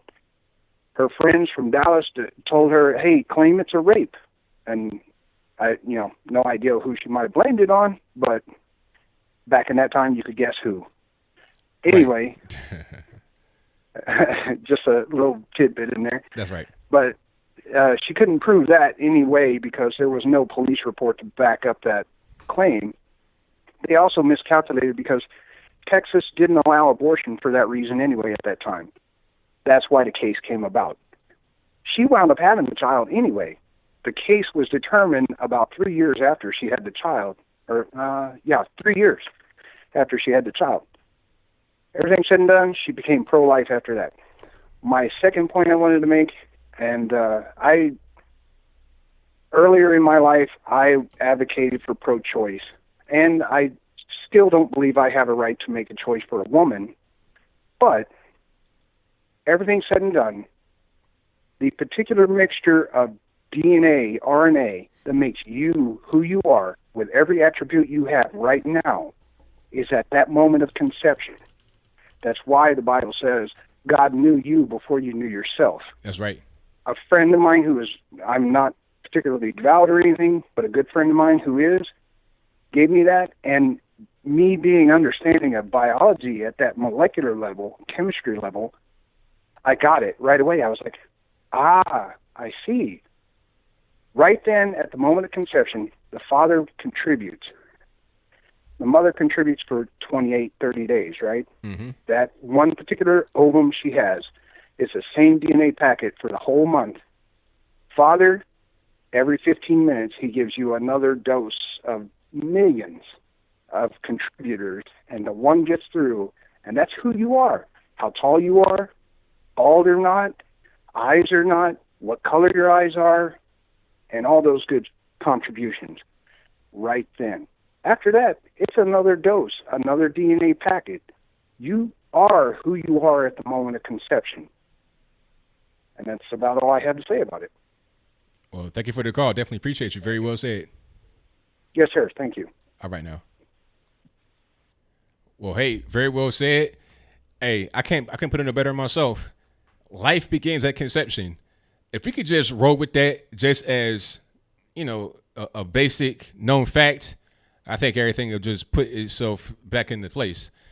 People talking about, life begins at 20 weeks, 21 weeks, 18 weeks, 16 weeks. Like, okay, how was a baby not a baby at 21 versus 22 weeks? Like, where's the line of demarcation that goes from not human to human? Like, let's just say conception and have that be that. So simple. It's so simple, but for some, it appears to be so difficult. Let me get to my next call. Okay, I had somebody, but it didn't go through. Thank you to the super chats. Right quick, we have, let me see. Thank you to, hold on one second. Let's get this. 845, you're on the line. I'm speaking to. This is Eric. All righty, what's going on? Not much. I just had a couple questions. All right, turn your speakers down in the background for me, please. I'm sorry? Turn your speakers down in the background for me. Yeah. Yeah, got you. Cool. I got them down. All right. All right, so what's going on? Oh, no, I just was going to elaborate on the abortion topic that he had recently had a previous caller that was talking about. I just wanted to elaborate on that. All right, go for it. Well, I agree with what he says. It's based upon conception, but a lot of people, what they don't think or realize, or the people who are against abortion, is they have to see it in order for it to be real. And sometimes when we conceive something, it might not be at its fullest, but it exists. And just because we don't see it doesn't mean it's not there, and it's not right for someone to make a judgment as to or how you're going to handle that issue, especially when it comes to life. To me, not saying that religion has to be part of your decision, but the way I was brought up was that it goes totally against my beliefs, and it's something that should be pro-choice, and that should be something that's your decision and not just a law. The law should really stay out of your decision or anything to do medically. So I'm kind of confused here. I'm not really following what you say. So you're saying that there shouldn't be any law against abortion. Oh, caller, I don't know what happened, caller. I didn't hang up on you, I promise. I think your connection just might be a little, a little shaky. But did you guys understand what he was trying to say? I kind of was lost. Maybe it's just me. Maybe I'm just kind of slow. I didn't quite get it. If he was trying to say that there shouldn't be a law against abortion and it should be kind of like do whatever you want to do, or that there should be, I'm not quite sure. Mike A says, breaking, a walking robot has been identified as Ruth Bader Ginsburg at O'Hare International trying to pass as a human. Hilarious. Thank you to the Supercharge real quick before we get to my next call. Thank you to Shiva Vareen, who says, I am very proud of your channel and the dedication you are putting forward to not only promote conservatism, but black conservatism. Many of us feel as if we are behind enemy lines in our own community. Hey, I thank you for that. That means a whole lot to me, because that's part of the reason why I'm out here being a black conservative, because I know how I felt when I was, like behind enemy lines, and there's nobody to talk to. There's nobody that understands what you're going through, because being conservative is different depending upon your identity based upon things that others want to put on you. We don't want to have it be that way for ourselves, but you got your friends, your family, a lot of people that you known your whole life are one way and only one way, and you like the black sheep out there, kind of like on the island to yourself. So I definitely wanted to have myself be a beacon of light, so to speak, for people like yourself and others. So thank you for your donation. Definitely appreciate you. Thank you to Christian JR, who says, keep up the good work. I appreciate that. Thank you to Free to Talk, who says, Susan Rice unmasking Trump, Zuckerberg versus Candace. Now, what did Susan Rice do? Well, you're talking about the unmasking of the names and some report. I think that was a while ago. And then, yeah, Candace Owens, I saw that Facebook put her on a list of agents, some kind of, what was it? Hate agents. Let me just pull this up on the screen before you. This is from my man, Alum. Shout out to Alum. I met Alum a couple years ago in El Paso. Good dude. And this is on Breitbart. Hold on, let me pull it up. So you see the headline. And it says exclusive. Facebook includes Candace Owens on hate agents list. So what is a hate agent? Let me just read this right quick. Just this first little paragraph. Facebook maintains a list of hate agents for monitoring and potential termination, according to a source inside the company. Among the names reportedly on the hate agent list, star pundit and black conservative activist Candace Owens. Now, why would Candace Owens be on a hate agents list over at Facebook? You guys saw just recently, and if you didn't, I'll tell you right now, that she was temporarily suspended from Facebook because of a post talking about, white supremacy. That's not really the big threat. You're talking about liberal supremacy in abortion and also the fatherless rate in the black community. For that, she got a 7-day suspension. And of course, we all talked about it on Twitter. We kind of brought a lot of attention to it. Articles written about it on Fox News and whatnot. And shortly thereafter, it got restored. Excuse me. They're talking about, it was an accident. It was a mistake. You're right. You just got a lot of heat on your back, so you decided to reverse the decision.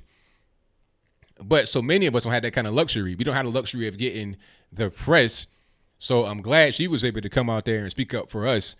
And this right here, if it's true, I wouldn't doubt it, but it's crazy. 100% crazy.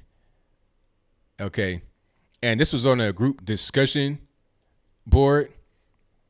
It says the source claimed that the spreadsheet includes the names of prominent right-wing and alternative media figures who were recently banned from the platform. So Alex Jones and whatnot.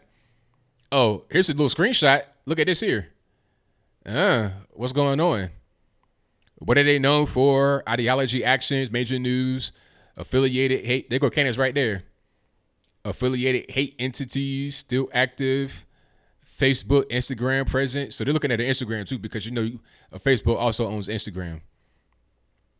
Very interesting. The source agreed that the extra credit category refers to individuals that Facebook has not yet banned, but is likely to investigate for potential hate speech violations and potential banning. So what they're saying is they're putting a microscope on people like Candace. Anything that could be potentially, harmful, hateful in their eyes, they're just going to ban you right away and then figure out anything else after that. But let me get to my next call here. 780, you're on the line. I'm speaking to. Hello, Anthony. I was going to do that, but I decided not to. This is Liza. Okay. You know what? People just don't know what to think of that caller. Yeah, me neither. I say join the club. I'm right there with him. Yeah, I mean, Anyway, I just want to just say 3 words, and it's content of character. I think we need to get back to that. We're all, caught up in all these debates, and to me, the worst people are the rhinos, like the wolves in sheep's clothing. But I want to say something. When you label people and you stick everybody in one group, that's the worst thing you can do. And this is going to be a very quick call. That I've talked about the education system. I'm very passionate about what children are being brainwashed with, right? Yeah. That's been my mission my whole life. And I just want to look at Britain and Canada. And what's happening in Britain and Canada is that there are protests that are breaking out about this sex agenda that we're talking about. And I know I called you maybe a year and a half ago when I told you the details of what 7-year-olds were being taught, right? Mm-hmm. Do you know who's on the front lines of these protests and are making the school boards backtrack a little bit? Who's that? The Muslims. Ah, very interesting. In Britain and in Canada, I'm watching this. All right, like in Canada, we've had all these hate hoaxes and towards the Muslims and the Jews, and every single case has been proven to be set up. Like the left, Saul Alinsky, they use all these tactics, but just going back to content of character, what I love about O'Shea is the fact that he's putting out the call for like-minded people to get together and connect. That's what you're doing too. Oh, absolutely. That's been a goal from the beginning, is to build a community, get everybody on one page, get everybody together, and hopefully we can build something from that that's positive and can make an impact. And as long as we're using labels, we're divided. That's what they want. And how did we survive? Like, if you want to look at a 24-hour clock, we've only been herded into cities, like, literally for the last 10,000 years, and all of a sudden the internet breaks out and we're all connected.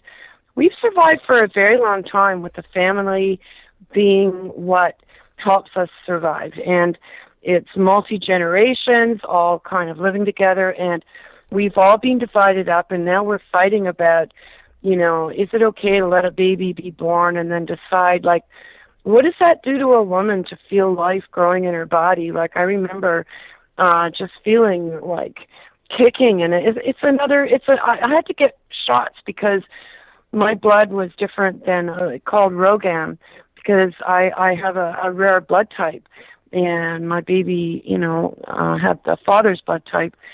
So I don't know. I just really love what you're doing. It's great.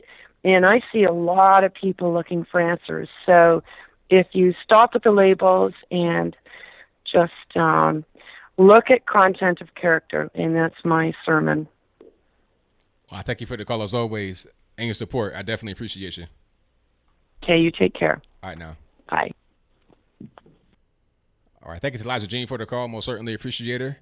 You guys on the drill, the number to call is 434-658-1220. We got 313 live in the building. If you're just now coming in or you came in recently, please give me a thumbs up on the video. It helps me out tremendously. Yeah, I saw that Arnold got attacked in South Africa. That was really random. Like, what was that all about? He was there just like taking pictures and signing autographs in the gym. And then some dude came up and gave him a drop kick in his back. It was like, what was the point of doing that? Like, did he hurt something? Like, what was the reason behind that? The guy was screaming something when he got subdued by whoever the guard or whatever was there. But I couldn't hear what the person was saying, and I still don't know what that was all about. It was really random. When I saw that at first, I didn't know that was Arnold. I thought it was just a random clip online. I'm like, who is that? And why are they getting attacked? Like, what is – and I'm still I'm still confused. I still don't know what's going on. It's really, really, really weird. Hey, the knockout. Hey, but Arnold didn't even really flinch. He kind of just stumbled a little bit because Arnold's still pretty big. He's not looking like Mr. Olympia anymore, obviously, but he's not a small guy. So the guy kind of like bounced off of Arnold when he did the flying drop kick in his back. It was weird. Yeah, 71. He's up there in age. He's not a young man anymore, but he's still a pretty big dude. So he just kind of like stumbled, and then it was pretty much it. Okay, let's go ahead and hide this person. Bye-bye.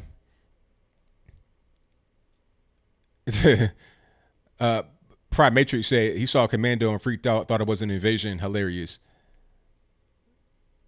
Shout out to Curls It Is, who says Dems are drooling for victimization. They're trying to get as many women, Muslim minority, immigrant people within their establishment. They know you can't call them out. What do we do? Well, I mean, the best way to fight against that is to speak with your vote. You know, vote the correct way and be vocal about it if at all possible. You know, that's the best way you can go about it, really. Because if they don't have enough votes to win, then what are they going to do? They may be able to control certain local places if people vote for them there, but nationally they can't really do anything. You see what's happening right now with the House. They're passing stuff. It's not going to go anywhere because the House cannot control the government. You still got to go through the Senate and then the president. So they don't really have power to do much. They're trying to stop certain things from going through, but they can't really get a lot accomplished themselves. They can't put forth a thing and have it really go anywhere. So it is what it is. The best way to go about that is just, to vote properly. Okay. All right, 845. You called earlier, didn't you? Anthony? Yes. What's up, man? Yo, listen. This is what I got for you on this one. I've been a subscriber to you for a while now. Alrighty. There's like a whole bunch of like new stuff happening over the internet space. Yeah. The Brave browser. If you don't know about the Brave browser, check this out. Basically, you can tip creators basic attention token. It's a cryptocurrency. So check this out. See if you can verify your YouTube channel, and then more or less everybody will be able to tip you this new cryptocurrency. So check that out. And besides that, enjoy the weekend. Oh, thank you for the call. Definitely appreciate it. Yeah, absolutely. Take care. All right, shout out to the caller. I've not heard of that, but I'll look into it and see what it is. Shout out to the crypto currency guys out there. All right, who we got? This Kurt Plunk. This is Kurt, creepy Uncle Reggie. Oh, okay, creepy Uncle Reggie. What's going on, man? How you hear me? How you see me, man? I got a new thing going on here. I got a new setup. Yeah, I see you got the flag in the back. Got it, buddy. All righty. Got my cheese grater too here. I call that my 2A. Is that a microphone right there? What is that? Or a blade? Oh wow. Okay, I see. Let me my little cheese grater. So, yeah, I can't keep that handy because in case I have to protect myself. You know what I'm saying? There you go. Yeah. So hey, how you been? Everything's been good, man. Can't complain too much. All right, no echo, no background noise, no. Because you don't want to talk too loud. Well, I want to celebrate you on your what number show is this? About your 450th? I lost count a long time ago, man. I can't even call it. Well, we got Shapiro over there doing his leftist tears mug, and he got this. I want to introduce my Hillary Clinton tears mug right here. What you got in the mug? Is it tears or is it some liquor? Oh, that's good old Mountain Dew, brother. Okay, there we go. Or mellow yellow. I can't remember. I like mellow. It has pure caffeine. I love it. I had a slight malfunction with my wardrobe right before you click down. So I'm with you though this time. I got my shirt on. No doubt. I'm glad you did, man. So what's going on? Well, not much. Yeah, I had a few things going on. Hey, I noticed with this trade war with China, I noticed speaking of Hillary Clinton, Walmart spoke up, started speaking up, talking about it's going to cost 25% more for their products now. They're warning families, and I did a video on that. My prediction is this is going to blow up in their face. I don't know. Did you catch that with the Walmart thing? I did not catch that. They're warning all America. Target and Walmart just warned all America that Donald Trump is playing with fire with the Chinese, because now their products, as you know, Walmart has got a lot of their products come from creepy China. Yeah, 70%. And they're sending all their products, especially the plastic ones, especially automotive and electronics and everything like that's coming out of China. So all their retail products are going to be going up 25%, possibly. What I think is going to happen is they're going to end up suing the administration, and it's going to blow up in their face. What happened with the FEMA camps and everything like that? All that stuff Alex Jones was talking about 10 years ago with the FEMA camps. Do you remember any of that? I remember that they had camps where they had some old Walmarts that were converted into camps. Well, when back in the 80s and 90s, when they were in Bentonville, Arkansas, they're still in Bentonville. I used to live in Arkansas. Hillary Clinton was on their board of directors. So it just so happens after she got to be in the Senate, when that plane crashed and that young Kennedy died, God rest his soul, the jury's still out on that one. We don't know what happened there. They still don't know what happened when that plane went down.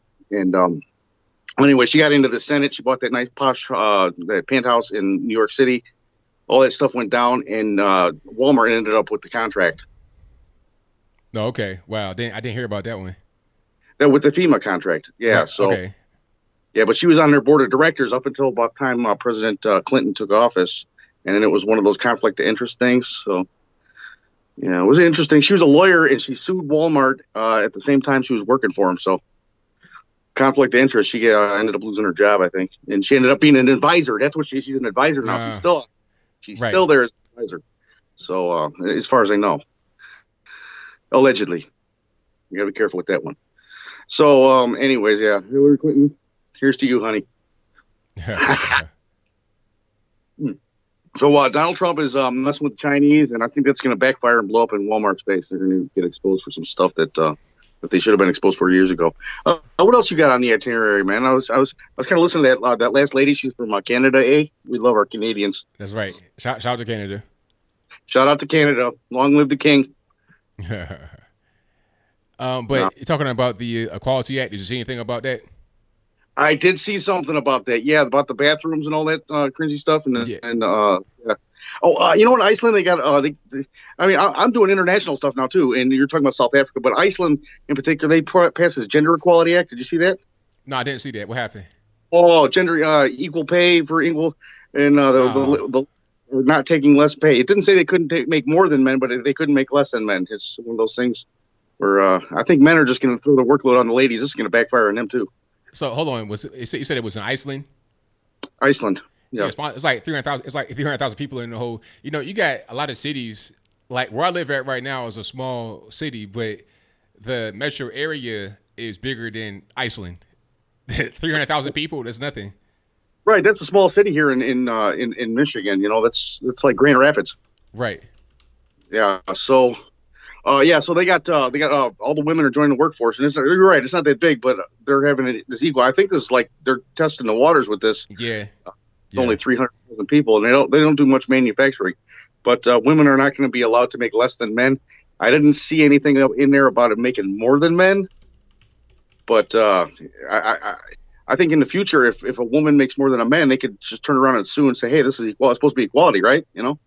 Well, see, the next step is communism that says, okay, everybody makes the same thing and nobody can make any more or less. Here's a job that you can go do. You make this amount of money. It doesn't matter if you're male, female, young, old, skilled, unskilled. You make this money, and that's what it'll be. Because how else are you really gonna? Because that's what it has to be. You can't make more or less. Because if the women make more, then that's sexist. If they make less, that's sexist. So it's got to be set wages for everybody. Yeah, I know 100%. In fact, as a matter of fact, I make memes and stuff like that. I got this meme generator that I make, and I'm pretty good at it too. It's like an art form, you know. But this one I put today. I just posted today on Facebook. I don't know if you're catching any of the stuff I'm dropping in your messenger. I dropped a couple stories in your messenger there. I can't. I see. I got too much, so it's easy for me to pass it. Yeah, no, I get you. I get you. I made one that said, I'll accept $15 an hour as soon as Sanders, all the doctors, lawyers, and creepy judges, they make $15 an hour too. Then I'll get on board with that $15 an hour. Right, exactly. That's a good point there. Let them start first. Let them put their money where my mouth is. Yeah, you know. Let's have them try it out first. It's like gun control as well, because they want to talk about, okay, you got to have gun control. It was funny in Virginia how they wrote little exceptions in the gun control bill for politicians going from DC to Maryland. It's like, okay, so it's all right for you to have your guns to protect yourself, but I see what we're doing here. You know that you need to have guns to protect yourselves, but you know that the citizens, if they're unarmed, then they're going to be vulnerable to you who's able to have your guns. I see what's going on. No, thank you. Yeah, absolutely. If it's good for me, it should be good for you too. And they're talking about health care, so I don't even play with my health care. I don't even want that in the government. It's just like when I buy a pack of gum, I don't want someone looking over my shoulder. Same thing with my doctor. I don't want somebody looking over my shoulder while I'm getting my pressure checked. That's right. It's just, I think it's really just, it's a morbid kind of like a mafia kind of gangster thing going on. They want to look over your shoulder. We wouldn't want you to get hurt now, would we? Yeah, right. I don't like that, man. The same thing with the lottery. That's where it started with the lottery, man. They used to run numbers back in the 40s and 50s, back in the real gangster days, and they used to run numbers, they called it. And all they would do is run the horses, and the last number on the horse, 1 through 10, the last 3 horses. And if you had a number 43, I mean, the fourth horse, third horse, and, in that order, you had number 43, that's first and second, that was your number. So right. they used to put money on that, and it was the lottery back then. Now they turned it into a state thing, and 3 lawyers are always involved. I don't know how that works, but somebody's in somebody's pocket. Right, but, that's how that goes. Taking my call, and everybody hit them thumbs up and the thumbs is down, and no, just the thumbs is up. We don't want the thumbs is up. Thumbs up always, yes. Thumbs up, yeah. I got to go back and hit it too. I can see your face there looking at me. But yeah, I got a new thing going on here in the studio, and you forgot to subscribe to my channel. All right, man. Well, thank you for the call as always. Definitely appreciate you. I got nothing but love for you, and you just keep it up. Hey, I'm not tired of winning just yet. No doubt, man. Thank you for the call as always. You bet, man. Got a beautiful thing here. Everyone, peace. Peace. All right. Shout out to my man who is the artist formerly known as Kerplunk, now is Uncle Reggie, Creepy Uncle Reggie. Shout out to my man. And shout out to everybody in the chat. And what do we got here? Do I have all super chats read? I think I do.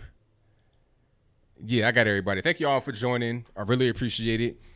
We have how many? We got 290 in the building. If you're just now coming in, please give me a thumbs up. Subscribe to the video. Do all that good stuff. Let me see. Yeah, the FEMA situation, I don't know what's going on with Walmart. I don't know what they're going to do as far as that, that 25% increase. That's going to be interesting to see how that works out. But I wouldn't be surprised because Walmart and a lot of these other stores, they pretty much sell all Chinese stuff. And, you don't really want that. Not at all. How about more American stuff? Maybe the prices wouldn't go if you had more American products in the Walmart. How about that? How about if we had more American manufacturing? Or what the last guy say on a previous show? Assembling here in America. If everything was assembled in China and it was so simple to have it assembled here, then why isn't it? And why would the prices go up if the tariffs are? I don't know, man. People just do different things. Hold on, here's something right here. If I'm reading this correctly, Rizzo1 says, if all men identify as trans women, the gender wage gap goes. All companies will be run by trans lesbians, and the feminists feminists are stuffed. You know what? That's great. Like, okay, if the preference will be given to women, and you can identify as a woman if you're a man, the man could just say, I identify as a woman. Not even put on a dress, wig, lipstick, none of that. Just say I'm a woman and have that be that.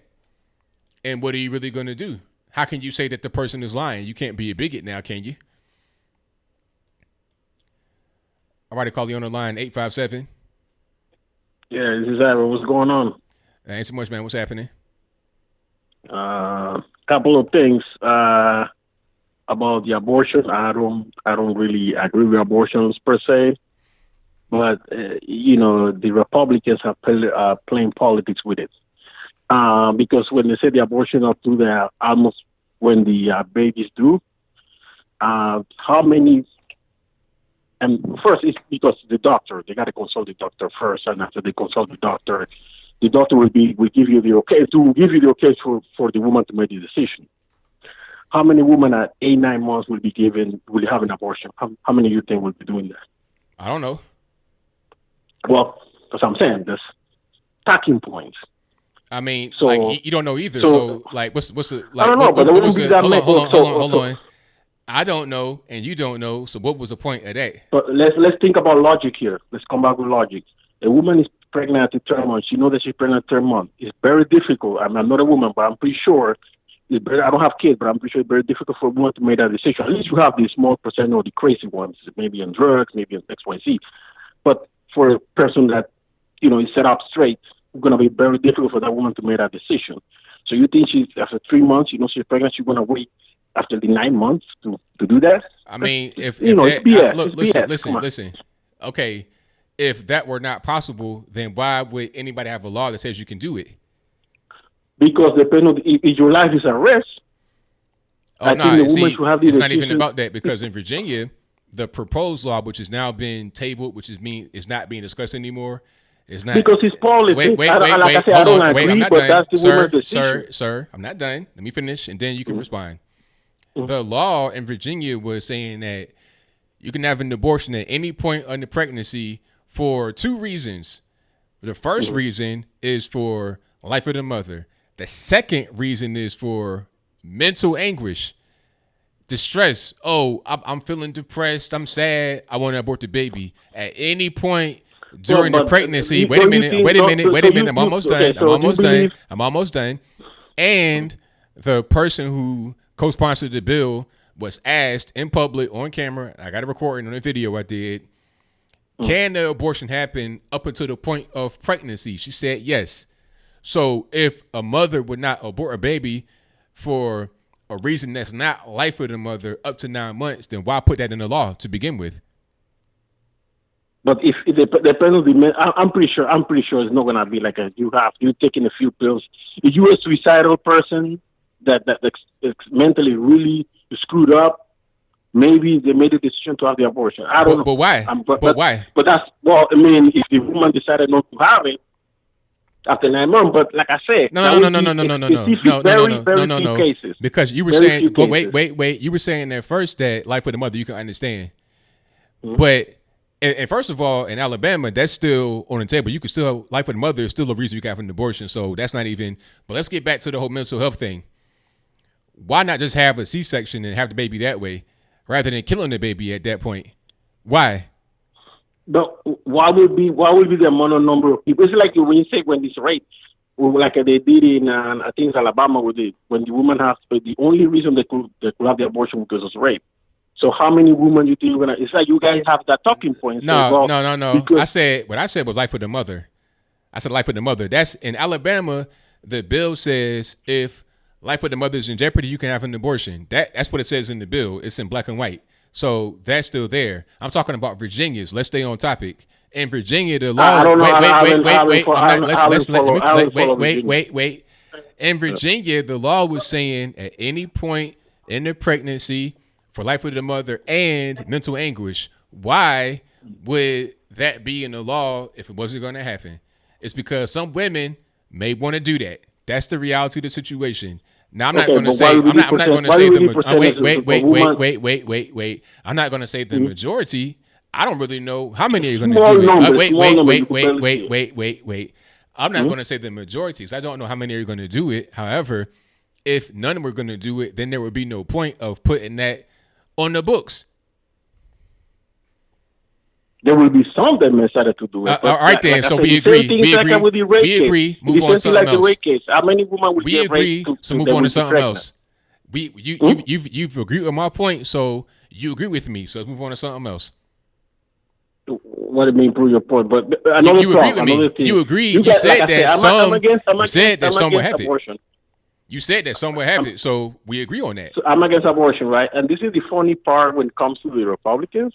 They're like, yeah, you shouldn't have the abortion, and I agree with that. I mean, like I said, I think because I'm a man, so I don't really can connect with that decision of a woman making that decision. Some of the women that do it for convenience, like you say, is true. But I'm pretty sure it's a very difficult decision. Now, when the baby's born, you guys don't want to do anything with it. Well, why we should pay for that baby? What are you talking about? Responsible. What do you mean? When the baby's born, you say, well, we should cut SNAP programs. We should cut welfare. Those lazy people. All right. So what does cut mean? What does cut mean to you? Mm-hmm. What does cut? I mean, they cut. Let's say if a woman needs daycare, assistance with daycare, because most likely the woman that have an abortion, the woman that are not financially stable. That's number one rule. No. Sir, you kind of we don't got that much time. I'm gonna ask you a simple question. What does cut mean to you? Mm-hmm. What does cut mean? Please answer that question. Cut means either cutting or disappearing program. So what? Do you mean eliminate or do you mean just reduce? So you eliminate a program that a woman needs, for example. No, caller. We're not talking about eliminating no programs. No Republicans talking about doing that. So that's not true. We're not talking about eliminating programs. Some Republicans say we should end these SNAP programs. And maybe not you, but some of the Republicans. No. That's not. Mitch McConnell Trump said, wait, sir. Trump said, sir, you got to understand you can't talk when I'm talking. Trump said that he wants to didn't say Trump. I didn't say, even Trump say that. Sir, you can't talk when I'm talking. Now, Trump is the president, so Mitch McConnell can say whatever you want, but it don't matter because Trump's the president. Trump said that he wants to reform programs. That don't mean you're going to cut it. You're going to reduce the abuse because what happens is you got people that are on these programs that shouldn't be able-bodied adults with no kids. The program should be there for people that really need them, children that are, innocent and who need it, and also elderly people that are disabled, seriously disabled, not able-bodied adults that are just lazy. Okay, so but let me finish. Sir, let me finish. You're muted, so I can't nobody hear you. Now, here's the thing about that. Trump wants to have a program just reformed, so half of your food stamp benefits will be given out to you normally on your EBT card as benefits, but the other half will be in the harvest box. It'll be food delivered to your house like Blue Apron. And you can just cook that food or prepare that food in your house and feed it to your kids because too many children are going hungry because their parents are misusing the food stamp money. So what he's trying to do is actually feed the children directly rather than allowing all the fraud, waste, and abuse to persist. So when you say that we're talking about cutting programs too, not the president, the guy that can actually get things done. One guy on the Republican side, according to you, may say a thing, but it matters not because the guy that has the actual power according to me, is Trump. True. You can check it out. It don't matter. The point is that the guy that has the power is Trump.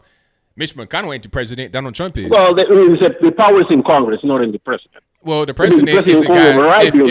If Congress is passing the bill, they say, okay, this is what it's going to be. Trump can veto if he wants. Am I right? That's what I just said. Could override the bill. All right then. So, like I said, you just another problem. Do you study? Wait, sir. I'm gonna just talk right quick. Then you can get your point off. You're proving my point.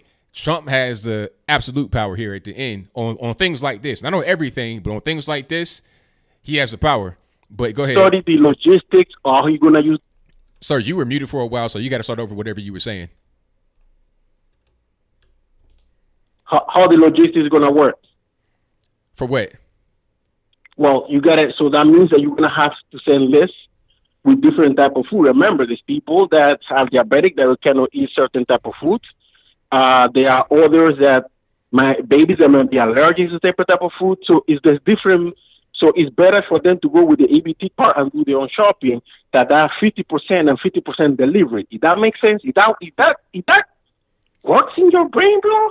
What you can't be getting excited, man, because you got this accent. I can't understand what you're saying. So you got a bunch of trucks, right? You're gonna have trucks to deliver food to different households that needed this assistance, right? Yep. So that means you're gonna have to have a center where they could submit the people that the different type of food. Let's say if I cannot eat regular rice, I eat brown rice. That means I'm gonna have to. They're gonna know that they're gonna have to have a center, a special place. You're gonna have to hire people.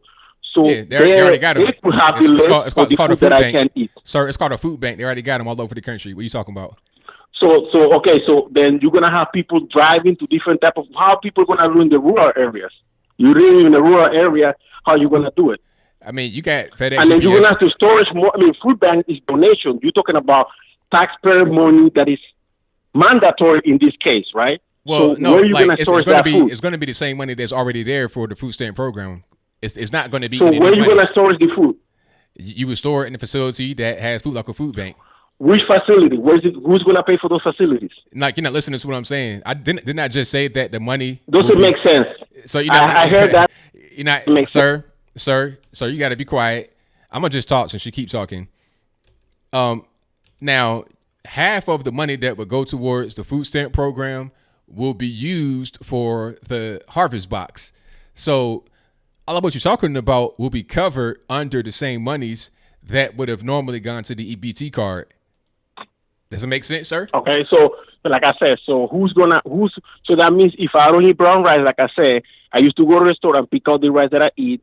If I don't eat it, that means I have to send less for the thing that I can eat, the thing that I don't eat, because how they gonna know that I don't eat brown rice, I eat only vegetables. Allergies and all that will be accounted for, so that's not really a thing. So that means you're gonna have to hire more people to do that.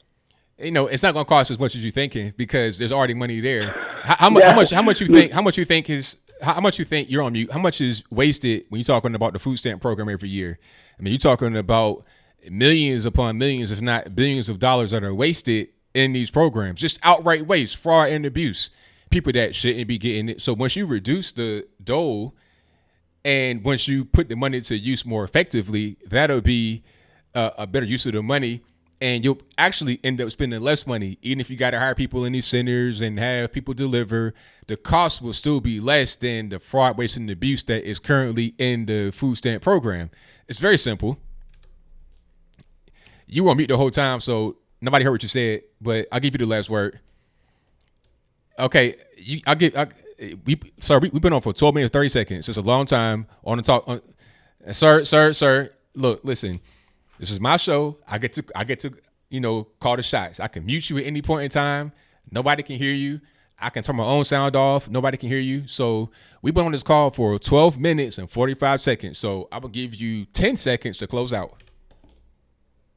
So do you remember when we used to do the dollar bills? Now the abuse is way smaller than it used to be. So all this Trump talk is a bad idea. They already said it's a bad idea. Thank you for the call. Definitely appreciate it. All right, bye. All right. So that was interesting. But people talking about the expense of a thing.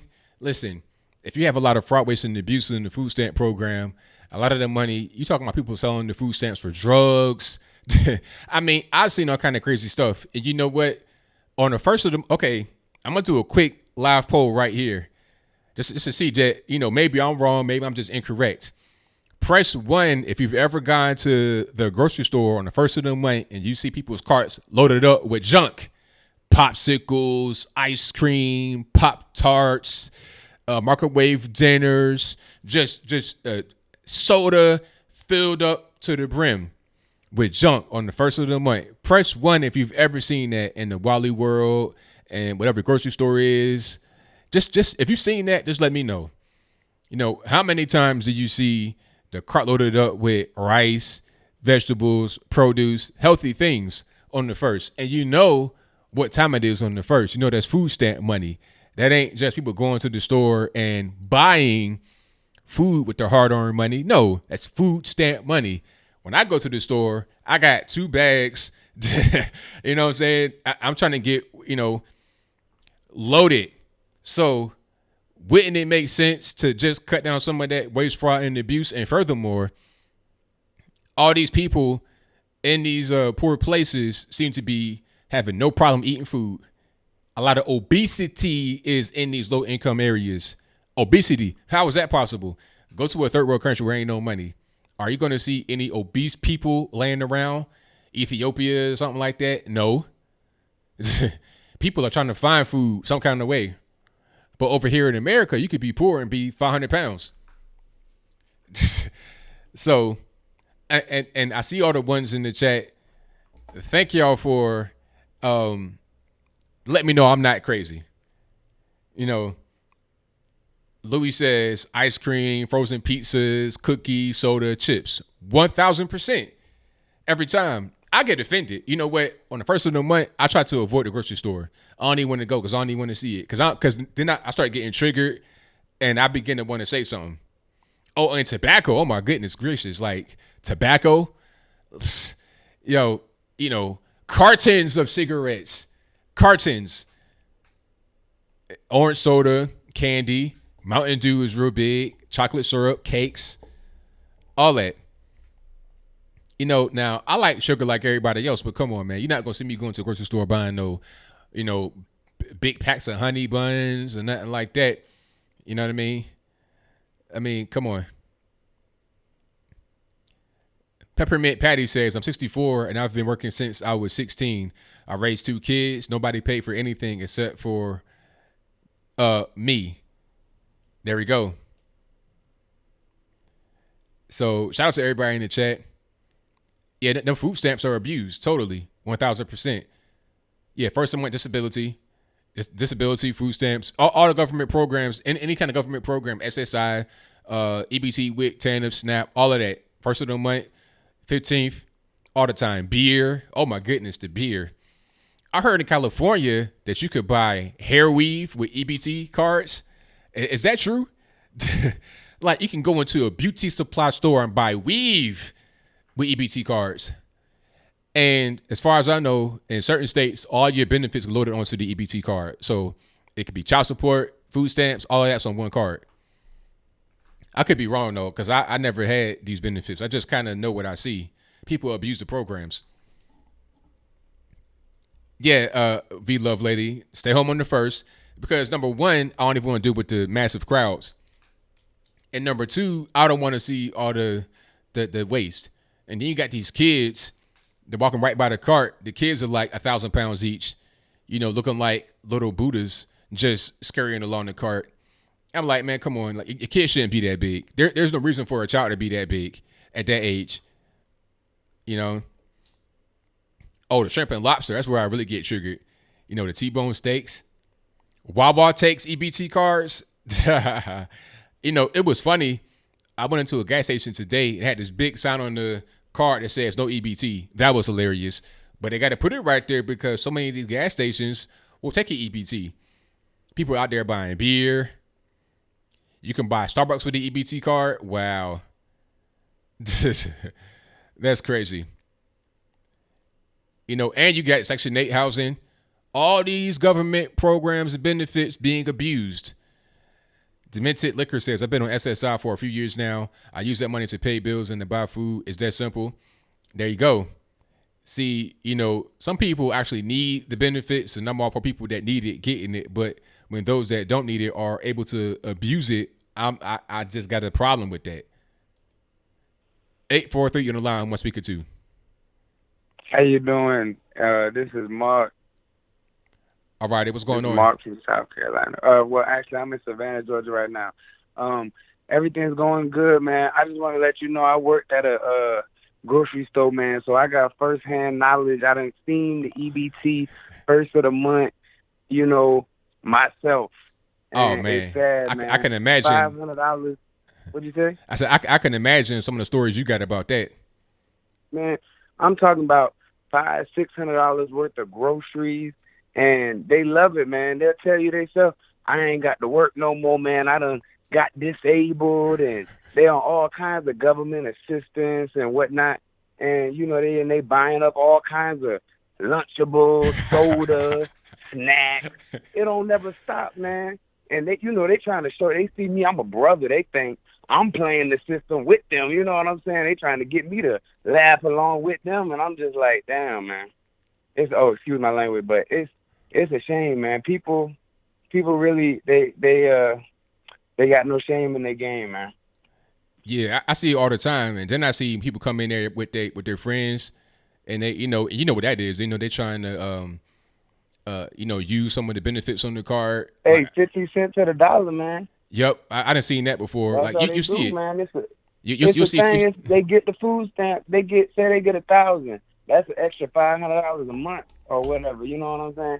I mean, they know how to. It's a hustle to them, man. And it's sad because to them it's a way of life. Yeah. But to somebody like me, I'm a hardworking guy. I can't get no assistance. To me, I feel like I'm being stolen from even more.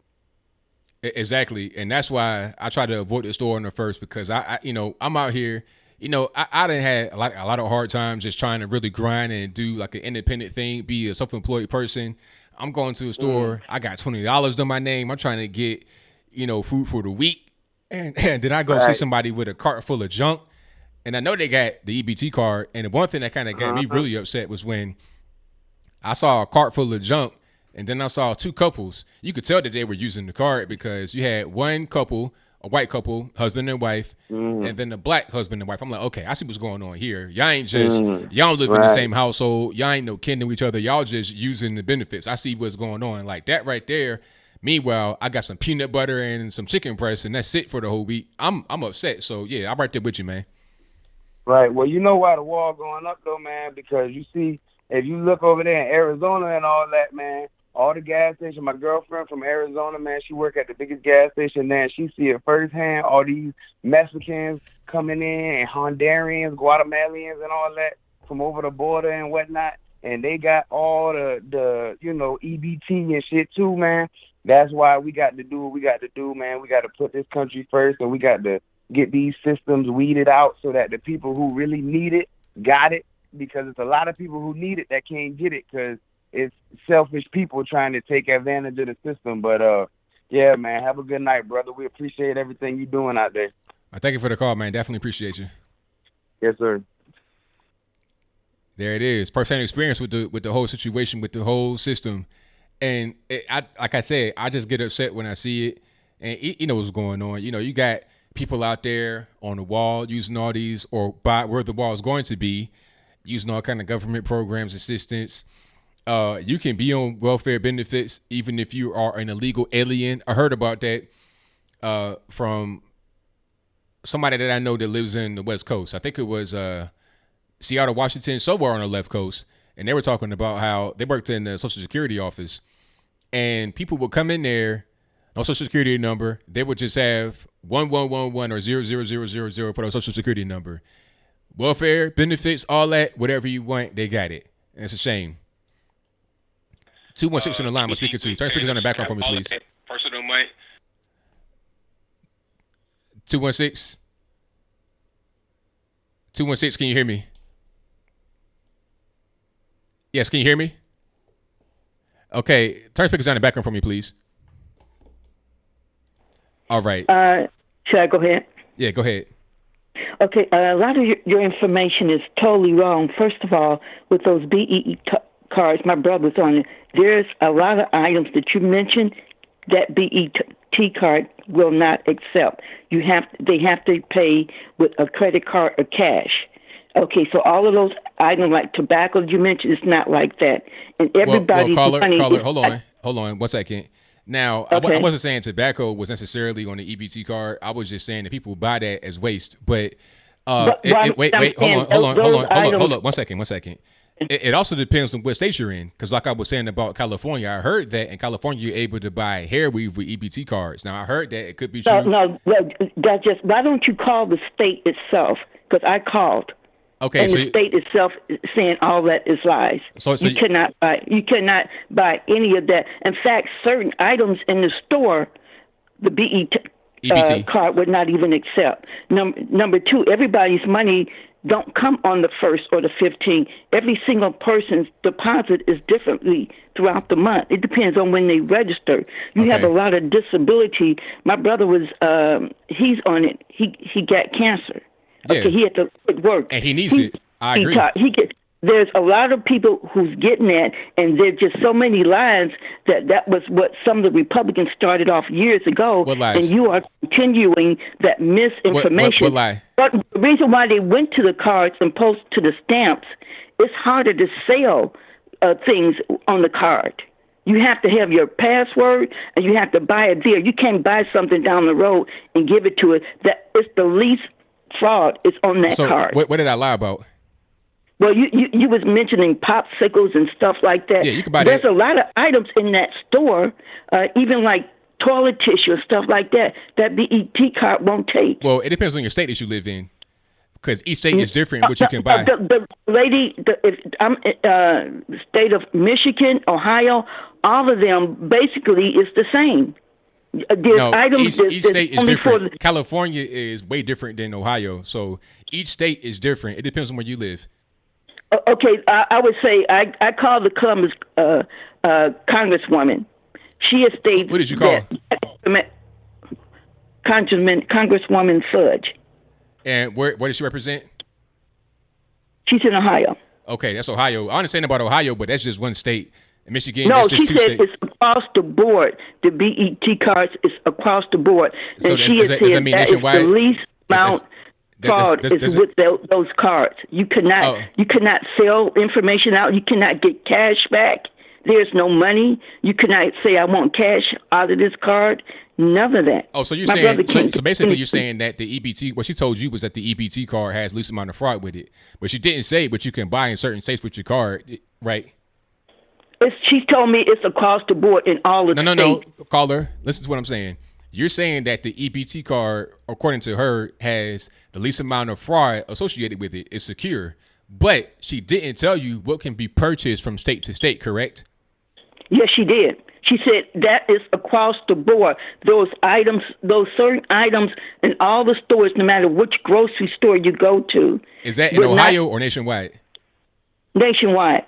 Okay, That's why I said so do you have a list call of what? any Do you have a person- list of what can and can't be purchased in each Before state? you get on the air and start, check with any congressman. It don't have to be Michigan or Ohio. Call any congressperson and ask for someone who's handling those programs. Okay, I know that the food stamp program, for 100% certain, is not the same in every state because each state has their own program. It's not a national program as far as the EBT cards are concerned. Each state has their own situation. But they basically runs the same when it comes Basically, to does not mean that it's the You definitely equivalent. could not get cigarettes. Well, I didn't say you could, No, you was reading what someone had quoted you. but I didn't say that they could get cigarettes on EBT, so that's not true. No, you can't get I didn't cigarettes. say they did good, so that's not an argument that you can use. All I'm saying is that each state has their own particular set of rules, and that's the truth. Yeah, each state may have their own set, but they We agreed then. basically have the basic same criteria as to what you could purchase and what you cannot purchase. Not quite. Yes, it is. There's certain No. things basically on all food cards. Senior citizens have it. Disabled people have it. I even seen some military people have those. Oh, okay. Yeah. All I'm saying So- is that. Well, It's I'm not- asking you this question. Sure. Do you think there's a lot of fraud and abuse when it comes to the food stamp program? No, if you go to the store and talk to the cashiers, if you talk to the people who managing the program, they would all tell you it is the least amount of fraud. Well, It's I just had a cashier call me and talk about all the fraud he saw with his own two eyes just right before you called. So is he lying? And that was misinformation he gave you. If So he told you, you just told me to talk to a cashier and I talked to one. So should I not talk to a cashier? You talked to, and she told you cigarettes. It was a male, and he was saying that there's a lot of fraud, waste, and abuse. He's getting that from the side of the Republicans who wants to cut that. He's getting it from working and telling me what he saw with his own two eyes. He told me what he saw by working in the grocery store. So you just said to me, I should ask the cashiers, people that work in the grocery store, about the food stamp program. I asked somebody that worked in the grocery store about the food stamp program, and they agreed with me. So is he lying? And how you know he's lying? Yes, he is. Because How you know that? Because the items that he said that he's seen purchased on there, you could not get on those cards. Oh, for real? So you just told me to talk to a cashier about it. No, I didn't- Now you saying that don't I believe didn't him, say and you're talk right. to a cashier. I said talk to a congressperson. And No. You said go to the grocery store and talk to the cashiers in there about what they see. You just said that. Now you're saying don't do it. No, I did not say that. You misunderstood if you thought I said that. I didn't say check with a cashier. I said call any congressperson or someone who works. So you didn't say to go to a grocery store and talk to people in there? You didn't say that? No. You don't know if they're telling you the truth, but the people who work in that program from the state, they could tell you what's accepted per state on each. But all of them have the basic items that cannot be accepted on those cards. All right. Well, no matter what state you're in, there's some basic things that you could accept on those cards. Each state is different, and I'll leave it at that. Right. Do you want to add anything? Not only that, they go by the person's income. Some people are working but don't make enough money to even pay their rent. Do you know in a lot of states? Ma'am, are you on welfare? No, I'm not. Okay. No, Bill Clinton cut that out years ago for black people. Oh, for blacks, we can't get on welfare no more? Is it illegal for us to get on welfare? What Bill Clinton cut out, you could only be on there 3 years on your life for a lifetime, and then you cut off. Okay, so... And that was done, 15, 16 years ago? So were you on it before and you got cut off? I was never on it. I had worked, and then I had my own business. Oh, well, there you go. So we on the same page. You working, got your own business. We should be on it. Why are you trying to defend those who aren't working? My brother on it, he's disabled. I know people around me, next door neighbors, they on it. There's you just like from the beginning. I said that. Hold on. From the beginning, I was saying that the waste and abuse should be cut out, and people that need the benefits, like your brother, he should get it because he needs it. He's actually disabled. I'm talking about able-bodied adults that don't want to work, that want to game the system, that want to run scams. They changed the rule. If your income is too low, like people who work at these McDonald's and things like that, they're head of their own household. They also go by your income. It's not just for people who are physically disabled. Senior citizens is on it. Some people, senior citizens' income, Social Security is not enough to live off of. Okay, now I'm gonna tell you this. There was a store in Florida. I think it was a fish market, and then they got busted for this whole welfare fraud ring. People went to jail. It was a federal case, and there's a lot of cases like that all over the nation. So you're talking about the EBT cards are very hard to have any kind of fraud, waste, and abuse. Well, obviously it does happen. So, I mean, is that a lie? People getting arrested for food stamp and welfare, EBT card abuse? The owner of the store, when they go in there with those cards, it's used as a debit or a credit card. So how do people get arrested for the abuse and all that? Like, how did that happen? If it's fraud proof, is it fraud proof? You're giving people are giving you the wrong information. It was on the news. It was on CNN. Well, who was doing the corruption? The store owners? How was they doing the corruption? Yes. Do you not? You should first find out how those things work. They work as a debit card. When food is purchased, you have to swipe your card and put in a passcode. Okay. That's what my brother does. Well, hey, I mean, people still getting locked up for the waste and abuse, but I got to cut it right there. Please check. Okay, all right. Thank you for the call. Definitely appreciate it. Don't keep spreading. All right. Thank you for the call. Have a nice night. Have a nice night. Yeah, but it was this whole big thing. Hold on, before we get to the next call. Matter of fact, let's keep going. I ain't even really. All right. 314 on your line, I'm speaker to. All right, 314. Call on back, please, if you want to. But it was this whole big thing in Florida where they got this fish shop or this fish market for welfare fraud ring. It was like a whole big operation. 314 on your line, I'm speaking to. Hey, yeah. What's going on? You got speakers in the background. What's going on, buddy? Hey, this is Josh calling from St. Louis. All right, Josh. Turn speakers on the background for me. This is Josh from St. Louis. Yeah, turn speakers on the background for me, boss. All right, I'm on speakerphone. You hear me now? Yeah. All right, listen, I'm calling about the EBT thing too. There is fraud going on with that, man. People sell it. There's stores like these little Arab stores that you can buy cigarettes with it, beer with it. You know what I'm saying?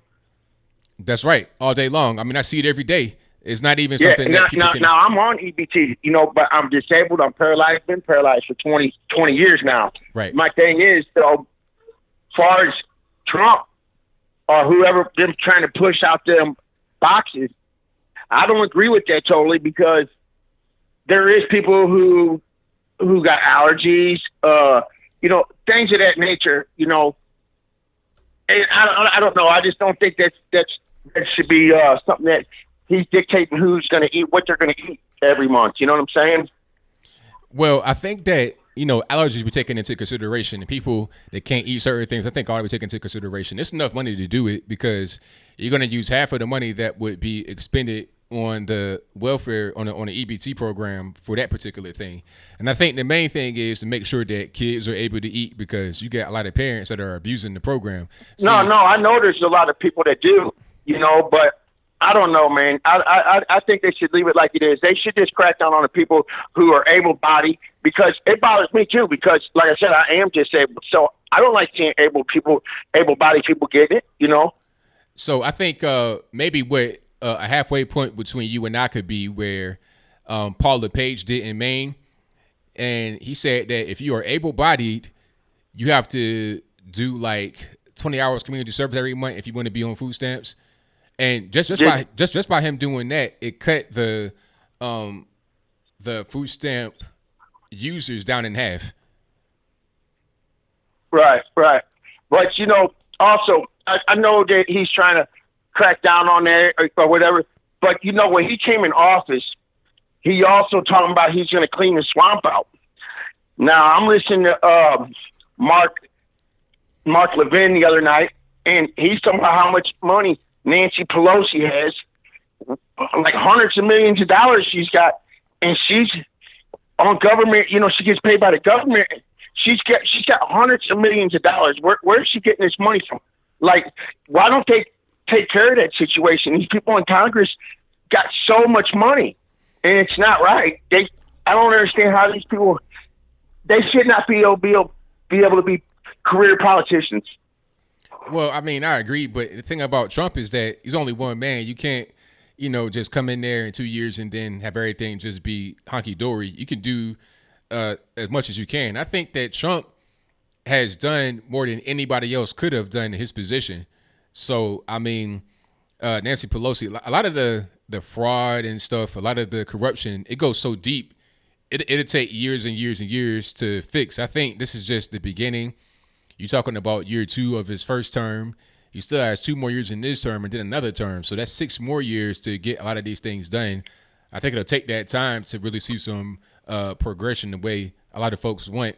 You got to be patient, because a lot of people, they just went in their offices, in their term, your Bush, your Clintons, your Obamas, they just entrenched the swamp. So if they were able to be in there for 8 years here, 8 years here, 8 years there, and do the work to entrench the swamp, Trump can't necessarily undo that within a 2-year period. It's going to take time. So no, I know things take time, but it's ridiculous, man. Like what honestly, he gets another term, and he's going to get voted in. I mean, I'm for Trump, and I've never been into politics at all until he became president, because he's opened everybody's eyes to a lot of the fake news and everything, and I don't know, man.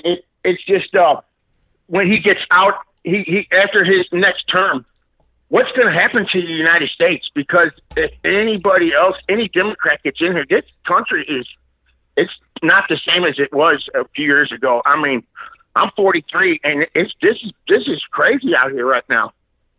I'm with you, man. I agree 100%. I mean, as far as the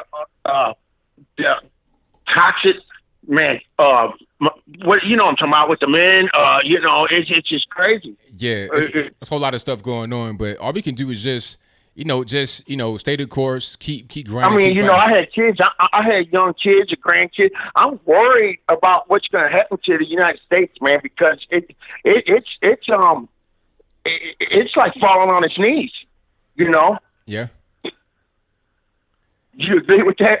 Well, I understand where you're coming from, but I think I'm just optimistic that we'll be able to get beyond this. A lot of people, I am too. A lot of people are trying to bring the country down to its knees, but we just got to keep on fighting and not allow that to happen.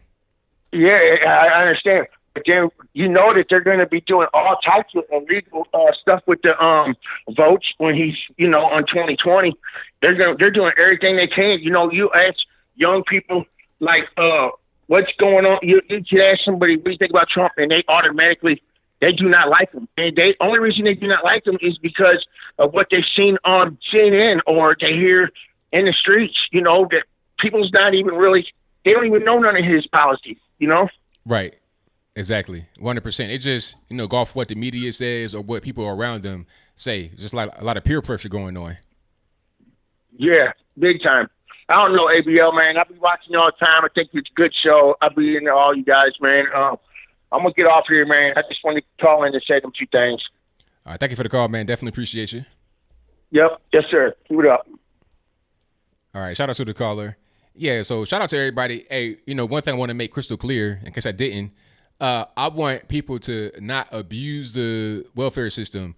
If people need it, people that are disabled, elderly, and little kids that, they need help, I'm with it. But people that are able-bodied, just out there scamming, running cards, like back in the day, running numbers, I'm not with it at all.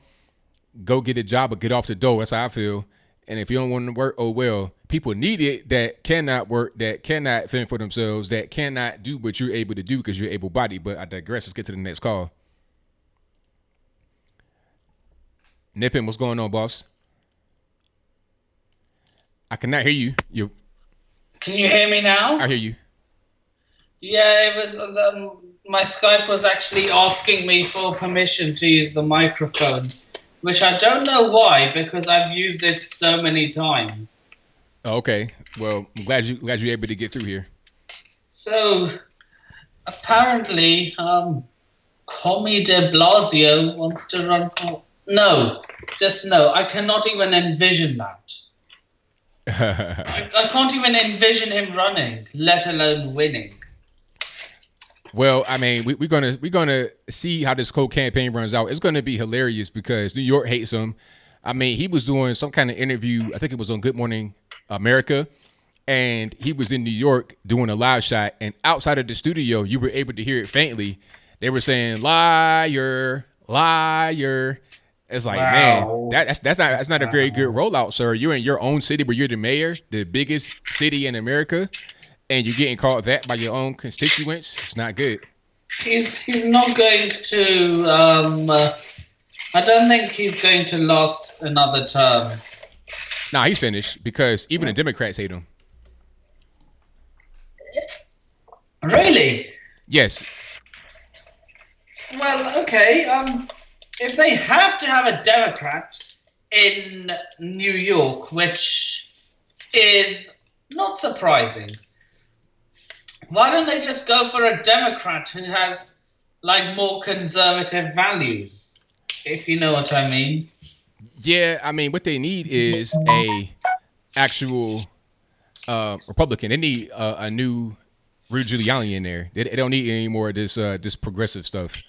They need to go all the way the other direction. Don't try to go midway. Go all the way the other direction and get this whole ship turned back around the right way. The only way you can get elected as a conservative in New York is if you're a registered Democrat with conservative values. Well, yeah, I mean, maybe. Like David Clark, for example. Well, whatever they do, they got to get rid of Bill de Blasio because this guy is a mess, a big time mess. And the thing about it is, and beyond his politics, he's just a kind of an unkempt person and not punctual. He'll be late for meetings, hours late, just not even really caring about the job. And then now you're gonna run for president. Speaking of which, have you seen pictures from him when he was a young man? Like afro, always looked wasted. Oh, Bill de Blasio had an afro? Yeah. I know his son has an afro because he's mixed, but I didn't know that Bill de Blasio as a youngin had an afro. That's interesting. Yeah, just search it up when you get the time. Okay. If I had a picture, I'd show you through the camera. I got you. So, while I was waiting for you to pick up, I finally ordered my MAGA hat. There we go. Good money. Are you going to wear it around London town? No, because I do not want to get funny stares or beaten up. Hey, but you're from the Indian subcontinent. You're Asian, right? So it should leave you alone because you're a minority. Isn't that right? Maybe. or maybe that whole Maybe we they'll love. just call me the chalk eyes, like a white man in.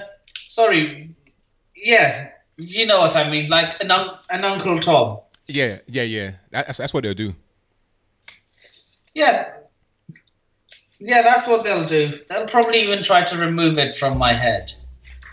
Yeah, that's not good. good. That's when the Second Amendment comes in, where you have to defend yourself. If that happens, I could just use my taser on that. But do you guys have that over there, the Second Amendment? No, of course we don't. Yeah. That's unfortunate. And then now, apparently, I missed it because I was out for most of the day. The Equality Act is not really that equal. It hates women. That's right. And it was passed by the Democrats. What? What am I missing? Hey, it's really kind of a weird thing, but that's what the left has kind of devolved into, a bunch of hypocrisy and a lot of confusion. And now the celebs for abortion thing. What has that become? Just all the celebrities that want to support abortion.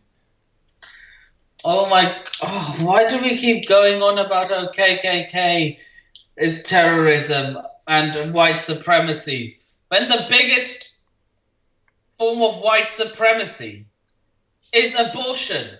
There you go. When are they going to get that into their heads? Hey, that's a good question. I'm trying to figure out the same thing. Like Margaret Sanger, as in like she called, in her opinion, she called the black people the weeds that need to. Correct me if I'm wrong, but she said something like they need to get, like, they're a threat to the human race, these weeds. Yeah, they were useless eaters. She said blacks, Asians, and Jews were all useless eaters and should be cold. Yeah, and apparently she also delivered a seminar to the KKK. Yes, she spoke in front of them. That's what I heard. Yeah.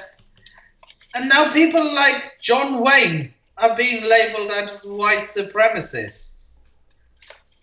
Even though his comments about this interview, remember that Playboy interview he did, John Wayne? Yeah, I heard about that, and they're trying to bring that back up, talking about how offensive it was and all this and that. But it's like, come on, this was back then. Let those things be back then. Yeah, did you think he was actually a racist, though? Well, I didn't even really read the old interview, but so I can't really comment necessarily. But it's hard to say what people said back in the day and judge it now based upon our standards. So I don't really know. I have to look at it. Yeah. By the way, that was the blood of all the liberal politicians. By the way. Yeah. I didn't have orange, so this time I had blackcurrant. Wait, is it blackcurrant? Yeah, apple and blackcurrant. Oh, no doubt. So yeah, tears of all the liberal tears in my just keep feeding my soul. No doubt, man. So I'm gonna get to a few more calls on the line here, boss. I thank you for the call as always, man. Definitely appreciate you. Nice speaking to you, ABL. Always. I shall see you on Thursday. Yeah, Thursday your time, but Wednesday my time. Yeah. I did say in the chat when you first called up, I think I said I would be on at 2 a.m.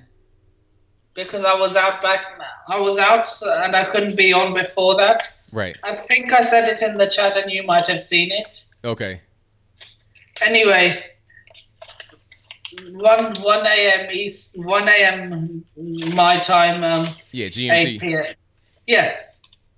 I got you. Well, thank you for the call, man. Definitely appreciate you. It was nice speaking to you. Always, man. See you on Thursday. Alrighty. Peace. Peace. All right. Thank you, Jennifer, for the call. Definitely appreciate them. We got super chats on that. I got to read work quick before we get to the next call. Thank you all for participating in the show. Hopefully you enjoyed what you've heard so far. If you like what you heard so far and you've not liked the video, please do that. Hit the like button. The like button is free. Sharing the video is free. And subscribing is free if you are a brand new viewer. Or if you've been looking at it for a while, you ain't subscribed, go ahead and subscribe for me right quick. It's a free thing. And click on the bell right beside it as well. The bell is free too. If you click the bell, you get notified whenever I go live or post a new video. And super chats, thank you to Will Chase for your donation. Definitely appreciate that. Thank you to Nico, who says, I'm off to Oakland tonight. Tomorrow is my birthday. I'll be the age of Cliff Burton's death. Well, hey, man, happy birthday. Happy early birthday. Enjoy yourself in Oakland. And thank you for your donation, man. Definitely appreciate you. Thank you to Roger Sloan, who says, some people don't want to hear the truth. That was in reference to the caller talking about the EBT cards. That was funny. NF Givens says, those little Asian food markets be selling hair weave, tobacco, and alcohol to people with EBT. It is ringing up differently. I've witnessed it. So the caller talking about, oh, it's fraud proof. It's a debit card. You got to have a passcode. Well, we've seen the evidence of fraud, waste, and abuse. Let's cut that down and have people that need the benefits, people that are disabled, elderly people, and little kids. Let's have them get the benefits rather than able-bodied people that don't want to work. They want to get, drugs and liquor and weave and all the other BS. But let's get to the next one. Brazilian American Patriotic Soldier says, NYC bodegas give cigarettes anything on the DL, on a download. 100% correct. I didn't seen it. You be in there like, I'm kind of tall a little bit. I'm like 6'3". So if I'm behind you, I can see kind of your card. I'm not trying to look at your card to see your number. I'm not a scammer, but I can see kind of how it looks. I be seeing EBT cards all the time. And wherever I go, it don't matter what. I was buying some hair clippers in the beauty supply store. Don't judge me. But the clippers I have, the Andes clippers, the metal clippers I use to shave, they're in the beauty supply store because you go there to get barber supplies as well. And you go in there, you see EBT cards, and it's in the hood. So the store owners know what's up. This store is kind of interesting. They had an Asian dude in front, but Guatemalans working. That's a different story. And I digress. Thank you to Roger Sloan, who said, checking in from South Carolina. God bless. God bless you as well. Let me see. I think I got everybody. Shout out to Tsunami, who says, every time I hear Ivan talk, he comes off like Gopnik. Thank you to Tiana Joseph for your donation. Definitely appreciate you. Oh, not Tiana, Tavana. Tavanya. I'm butchering your name. I'm sorry, but thank you for your donation. Thank you to G. Carjala, who says late but here ABL chat. I appreciate that. Tsunami also says the Equality Act is an oxymoron. The last thing the LGBTQ community wants is equal rights. They won't have anything to complain about, and being treated as an equal will cause character loss by being considered average. Well, there you go. Thank you for your donation. Kevin Duggan says Jerusalem Post, Florida anti-Sim. I'm going to check that out and see what's going on with it. And I got everybody on the super chat. Thank y'all for doing what you do. Definitely appreciate you. Let me get to my next call here. All right, call you on the line, 901. Hey, this is Michelle Espinosa from Memphis, Tennessee. All righty, what's going on?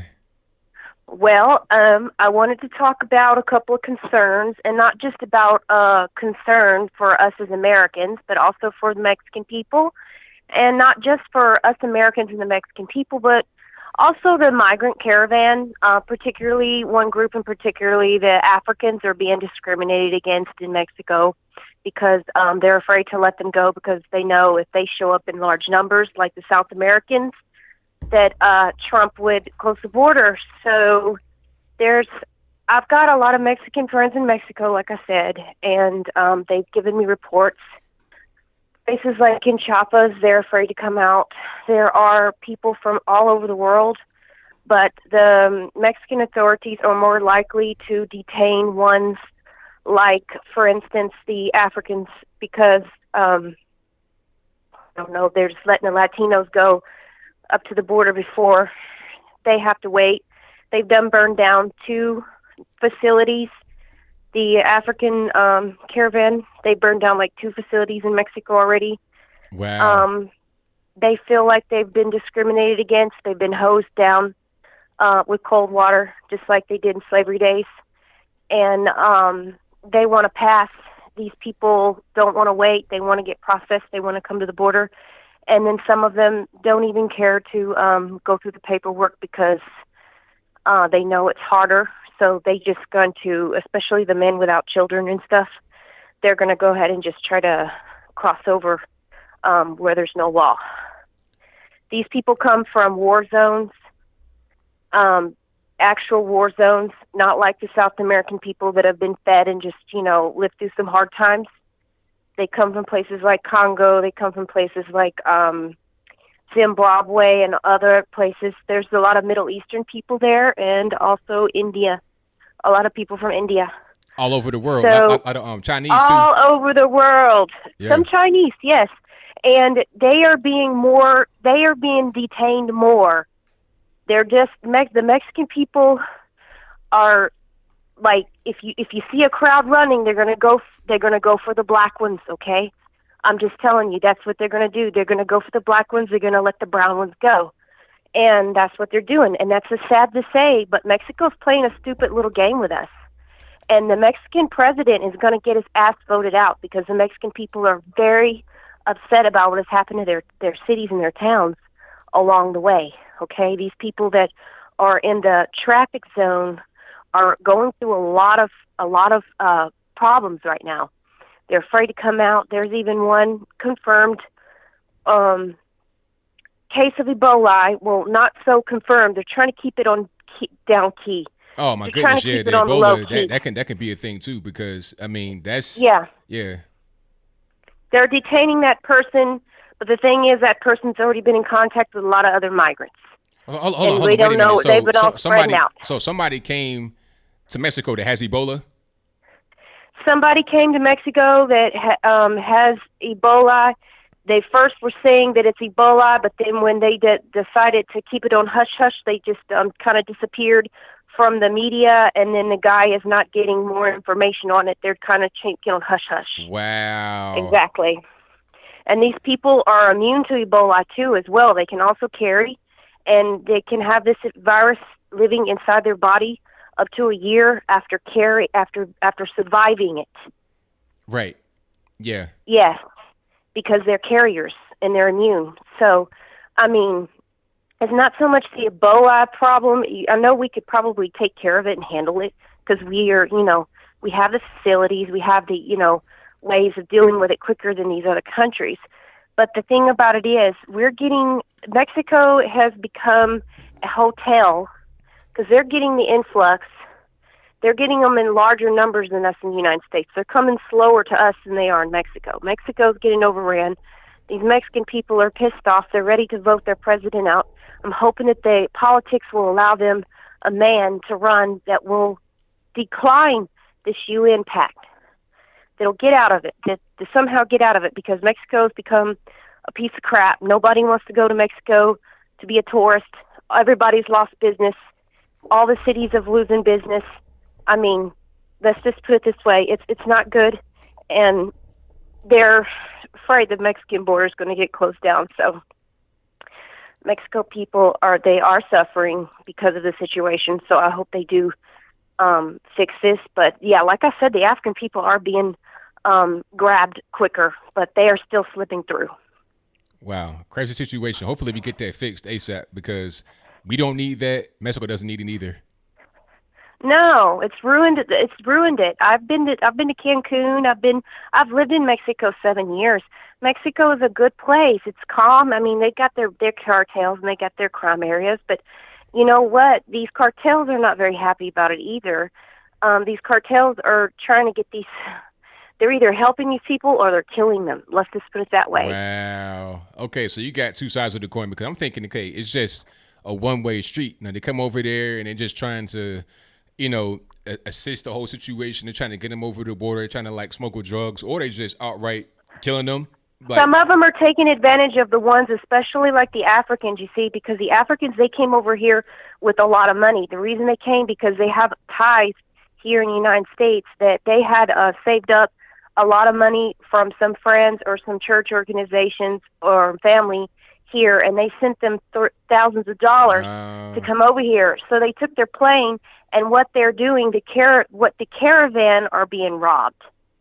Right, of course.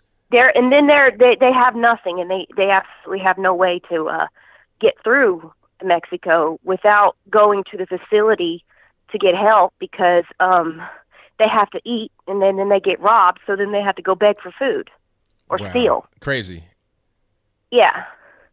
But anyhow, they stealing from each other as well. Well, yeah, I would imagine, because especially if they're getting robbed, then, okay, now it's like, what am I going to do? Now you got chaos, right. And then some don't have any money at all. These are the good guys, the pitiful ones now, the mean ones, the bad ones, the ones that is probably holding the machine guns over there in Congo, killing the aid workers that are getting over here. You know, those kind of guys, or those cartels down there in South America that have been the one terrorizing all these single women that have no fathers and have had, limbs chopped off or whatnot. Right. They're getting over here. Just like Trump said, they're the ones doing the terror, but we don't know who's the bad guy and who's the good guy. Exactly. Well, very good point. Well, thank you for the call. I definitely appreciate you. Yes, well, you have a good evening, and I just want to also say one last thing. Alrighty. The reason why these celebrities are so good for abortion, and Nancy Pelosi and all them, is because their beauty products require innocent human life. Well, that's right. It's like the Snow Queen, or the Cinderella movie, or whatever, that queen who takes the lives of all the beautiful girls. So you have a great evening. All right, now, take care. All right, bye-bye. All right. Shout out to the caller. Great call. And thank you all for calling in. I definitely appreciate you. The number to call is 434-658-1220. I got about 15 minutes left, and I'm going to try to stay on point with my time just to make sure that, I got time to do what I got to do. Let me see. Now, one thing I do know about the border is that you got people from all over the country. I mean, not all over the country, all over the world. China is a big one. Like I told you guys before about that sign that's in the middle of the desert. The sign, it says, if you need any assistance, stay right where you are, push this button. The sign is written in 3 languages. You have English, Spanish, of course, and Mandarin. In the middle of the desert between U.S. and Mexico. Why Mandarin? Because there's such a high illegal alien group crossing across. They done found Syrians, ISIS members, all that, everything. They're coming from South America. Like they're coming from different countries to try and get through the southern border. They found a white Canadian at the southern border trying to get in illegally. I mean, people will do all kind of stuff to try to get into this country. Build a wall. It's so simple. Trying to get in through Canada, like, why would you come to the U.S. from Canada? You see what I'm saying? See, the thing about Canada, there's no country that borders it to the north. So to get to Canada, you have to come to Canada. And in order to get to Canada, you got to have a visa or something like that. You can't just walk there from some poor third world country like Guatemala or Honduras or something, or even Mexico, certain parts of Mexico where it's like not really all of that. Canada is a first world nation. So you can't just fly there and, it's secure enough because of the northern border is no other country. And you have to fly there in order to get there, or you come through the states. So the northern border is safe for the most part.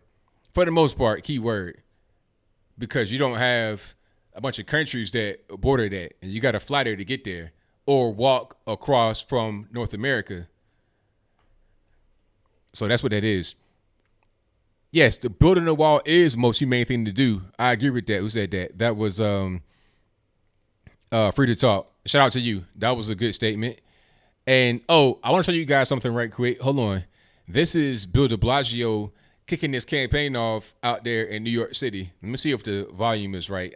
I'll test it once I play it. Okay, so here's the headline. Right quick. Protesters give New York City Mayor Bill de Blasio liar nickname during morning TV interview. Okay. And that's, Slick Willie, because his name is Warren Willem. So let's call him Slick Willie, and here's the protesters right there in New York City.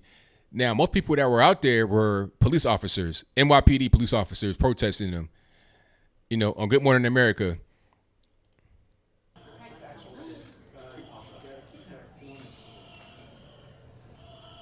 The sound was very low. I'm sorry. But, yeah, they were saying liar, and there they go right there protesting. Let me see if I can hear anything here.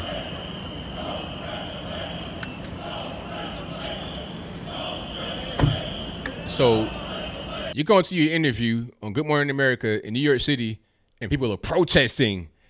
No, there's no parade, ain't no flowers and nothing. Protesters. It's just not really a good situation. 404, you're on the line. Who am I speaking to? Hello.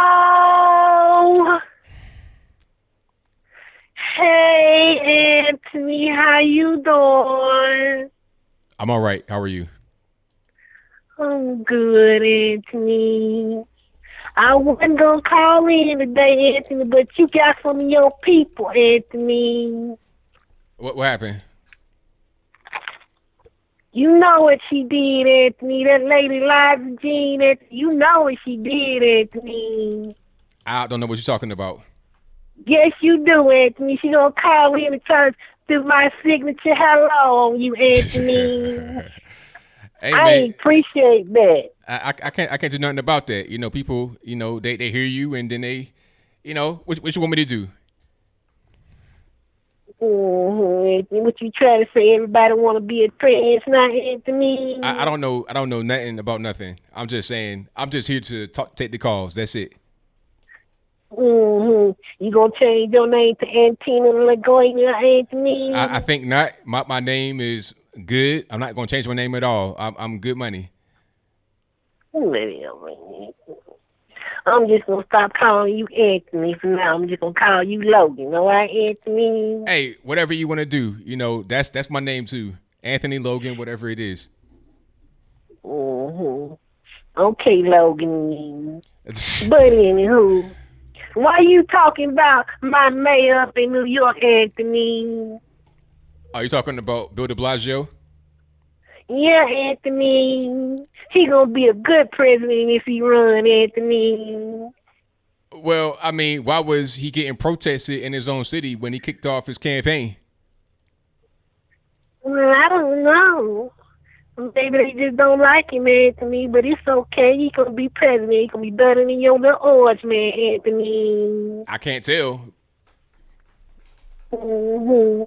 Whatever, Anthony. I know you got a little attitude. And what is this thing about all these abortion bills? You just been talking about abortion all so long, Anthony. Look, the abortion, I'm against innocent kids getting killed. So, I think that's an important topic we got to discuss. We about to repeal Roe v. Wade, and we're going to have more humane laws on the books as it relates to lives of children. Well, Anthony, I already told you, I don't like abortion anyway, Anthony. That's good. I just don't understand why a woman want to kill her own baby, Anthony. Hey, I don't know. I don't know either. I don't know what's going on. I mean, if you're a woman, you already got choices. It's like they said, they ain't got no choice. They got a choice, Anthony. I agree. They do have a choice. They can adopt. That's a real choice. Or just keep the baby and raise it. It'd be hard, but life is hard. I'm talking about before that. Oh, before, yeah, they can just abstinence. They could be abstinent, Anthony. They can use a condom. They can use birth control, or they can just don't have sex with the man, Anthony. But I just don't understand, Anthony, why they want to just kill their baby. It just don't make no sense to me, Anthony. I mean, you talking about you ain't got no choice, but I just gave them 4-5 choices right there, Anthony. Hey, you're right about that. You're 100% right. Thank you, Anthony. See, we agree on some again, Anthony. There we go. Good money. You coming on around, Anthony? No, don't get carried away now. Whatever, Anthony. I get carried wherever I want to, Anthony. With the red hat on. Oh boy. Why you ain't got the MAGA hat on, Anthony? Look, I wear what I want to wear. Let's not try to get into try to dress me now. I just wear what I like. Why you couldn't wear the other one for me, Anthony? Look. I wear what I want to wear, sir. Excuse me, Anthony. It's ma'am, Anthony. Hey. But anywho, I know you just trying to make me mad, Anthony. You trying to get that man to come out of me, but I'm gonna keep putting him away, Anthony. Hey, I'm just calling it how I see it. That's it. Mm-hmm. And where your friends at, Anthony? Where the Blexit friends at, Anthony? Hey, I don't know. Everybody doing their thing. Everybody's, out here working hard. On a Saturday, Anthony. Hey, I don't know where they at right now. What you want me to do? Just be like, I know where everybody's at right at this moment. I don't know. Well, you could have called Kevin or Amazing to see what they was doing tonight and invited them on to do a show like you be doing with that Ushi man, Anthony. Yeah, I'm gonna do that one of these days for sure. Mm-hmm. When you gonna do it, Anthony? I want to know, Anthony. Hey, as soon as they be on here, everybody will know. So don't even worry about it. You gonna make sure I know, Anthony? You gonna give me an email or call? I'm not gonna be doing no email or call, but it'll be on Why the channel. You can't give me special notice, Anthony? Nah, we don't do that. But hey, you wearing me out, so if I gotta get to some more calls. Okay, Anthony. I ain't meaning to make you mad, Anthony. But anywho, Anthony, I'm gonna let you get some more calls. But it's amazing, Luke. Oh boy, here we go.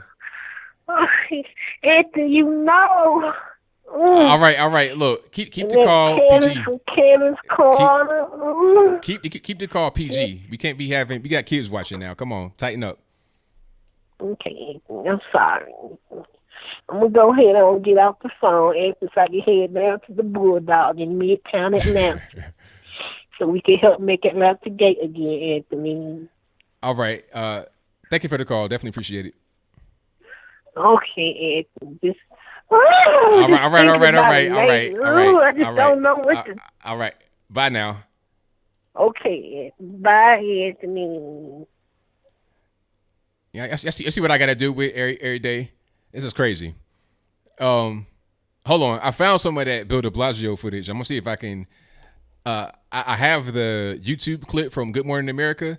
Now, I want to see if they play the liar in the background or if they try to edit it out with sound manipulation. Let's just see if they play it. And the city's first lady, Shirlane McCray, here to launch his run for president. Maybe I should say their run for president. Welcome to you both this morning. 23rd candidate.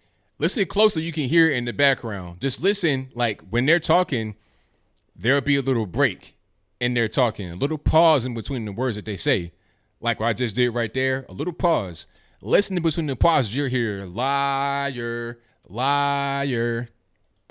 Democratic candidate this morning in the race. And with a field that big, you know that the most important question for any candidate is what sets you apart? What do you bring to the race that no one else can? Well, George, working Americans deserve better. And I know we can do it because I've done it here in the largest, toughest city in this country. We're putting money back in the hands of working people. Big con on America. I call him Con Don. Every New Yorker knows he's a con artist. We know his trick. So, I mean, you getting heckled at your own opening interview in your own city? Like, why would this guy even decide, like, where's the logic here? Now, I'm going to see if I can find them getting heckled for real. Let me see. All right, Bill de Blasio. Let me see. People out here trying to make that point loud and clear. You can still. Why does it sound so low? Like, what is the deal? And also, members of for president of the United States. Look, see how animated protesting, like animated hatred. That right there, that face right there, that's the face of this man has to go. I hate this man. I spoke to one of the members of the strategic committee. Missing 500 million to an honest mayor. De Blasio stop stealing from seniors. De Blasio step up or step down. Like, for the EBC, Reverend Brawley, no friend of labor. told me that She's turned up to the max. Like, she's not having it. Why would you run? What kind of thought process are you having here, sir? Let me get to the next call. Yes. All right, call you on the line, 617. ABL. What's going on? Hey, man, it's Al. All right, Al, How's it going? What's going on? Everything's good. Cool. I just moved down to Florida from New York. I escaped. So. Well, hey, congratulations. I'm glad you're able to make it. Hopefully you made it safe and you got food and shelter. I sure do. Staying with my parents for a little while, figure out what's going on. Alrighty. But it was, I had my mom. I was driving her to the airport up there. That video you made about de Blasio's wife.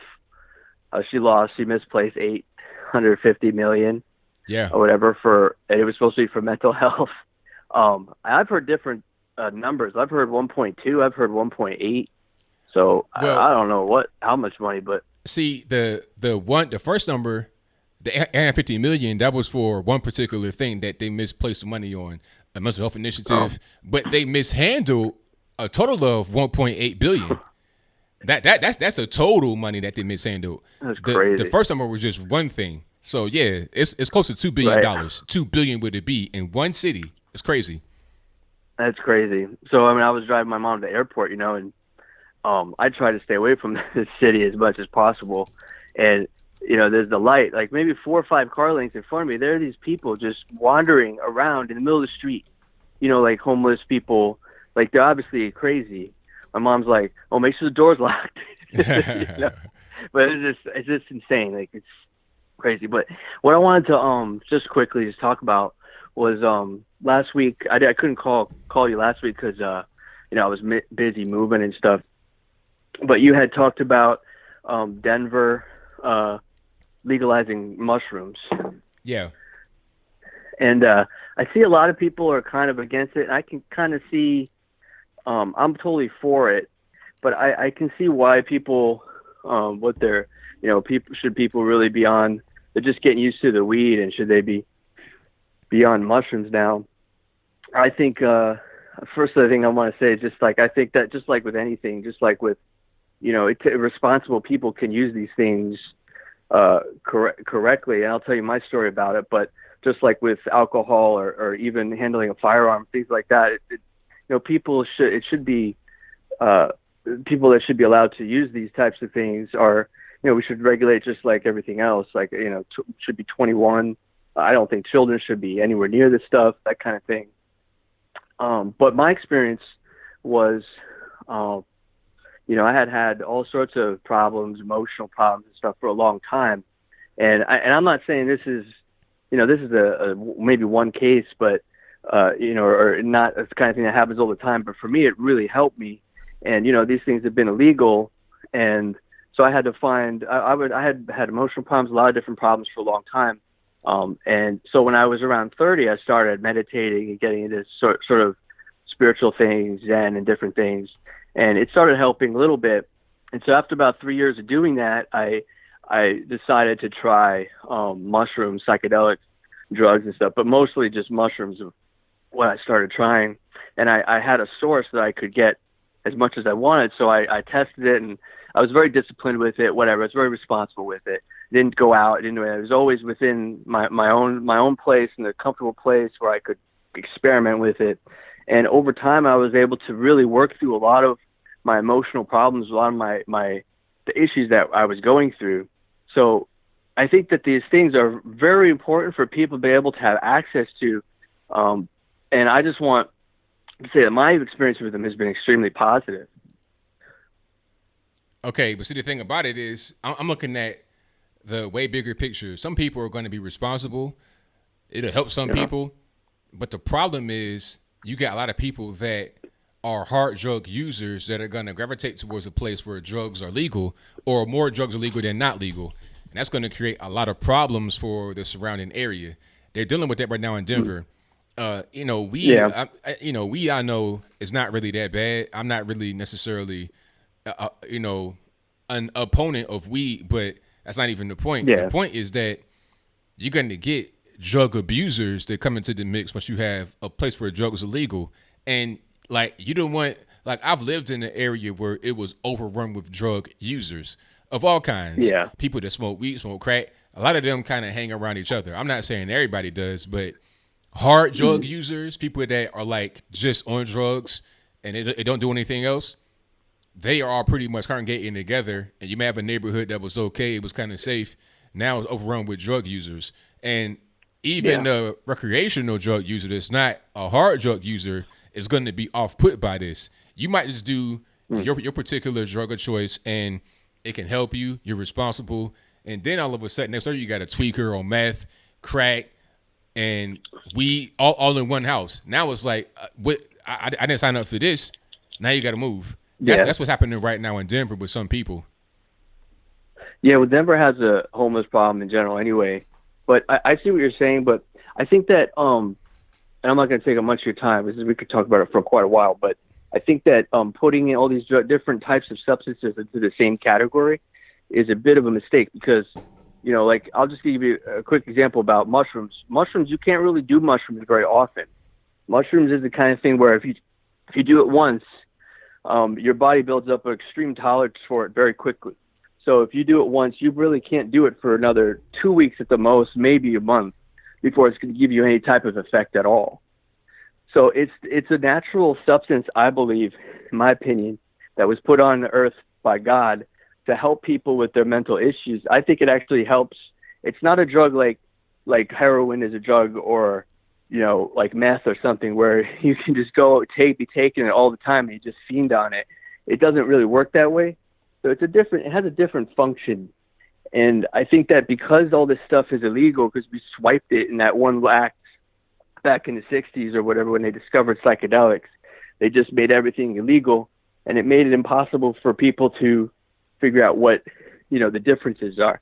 I think there's a big difference between those harder drugs and things like psychedelics, you know. Wait, man, I'm with you on that, but thank you for the call. Definitely appreciate you. I hear what you're saying. Yep, thank you for your time. All right, shout out to the caller. I didn't even realize how late it was. It's like I'm past my time. I'm over my limit. Thank y'all for being here. Definitely appreciate you, but I gotta go. We're at 11:07. I've been on for over 3 hours. My run time is 3 hours 7 minutes, right around that. Thank y'all for joining. This has been a good show. I really enjoyed it. Shout out to the moderators. You guys know who you are. I can't see you all right now. I don't have my list like I normally do because of the way YouTube has done the new chat. But I see Elijah Jean. I see Bill from the Hills, T-Pain, Protocol, Shreeps, the whole squad. Thank y'all for being here. Really appreciate you. I will be back with a live stream this coming Wednesday, and I'll have videos all throughout the week. I got an unboxing of some new flags coming up soon. Be on the lookout for that. So these flags right here, this is going to be one of the last videos you see these flags on the wall. They might be here for a little while longer, but I got some new flags. They're hot. They're lit. And if you want any kind of a wooden flag like that for yourself, a link is in the description box below to get those flags right now from my man over at bhedesigns.com. No bonus hour. I got to go. I got to bounce. But thank y'all for being here. I most certainly appreciate you. And what else? Did I get everything? I got super chats. I got the mods. Thank y'all. And if you want to help me on Patreon, PayPal, whatever, links for that are in the box as well. So until next time, y'all be safe. I'm out, and peace.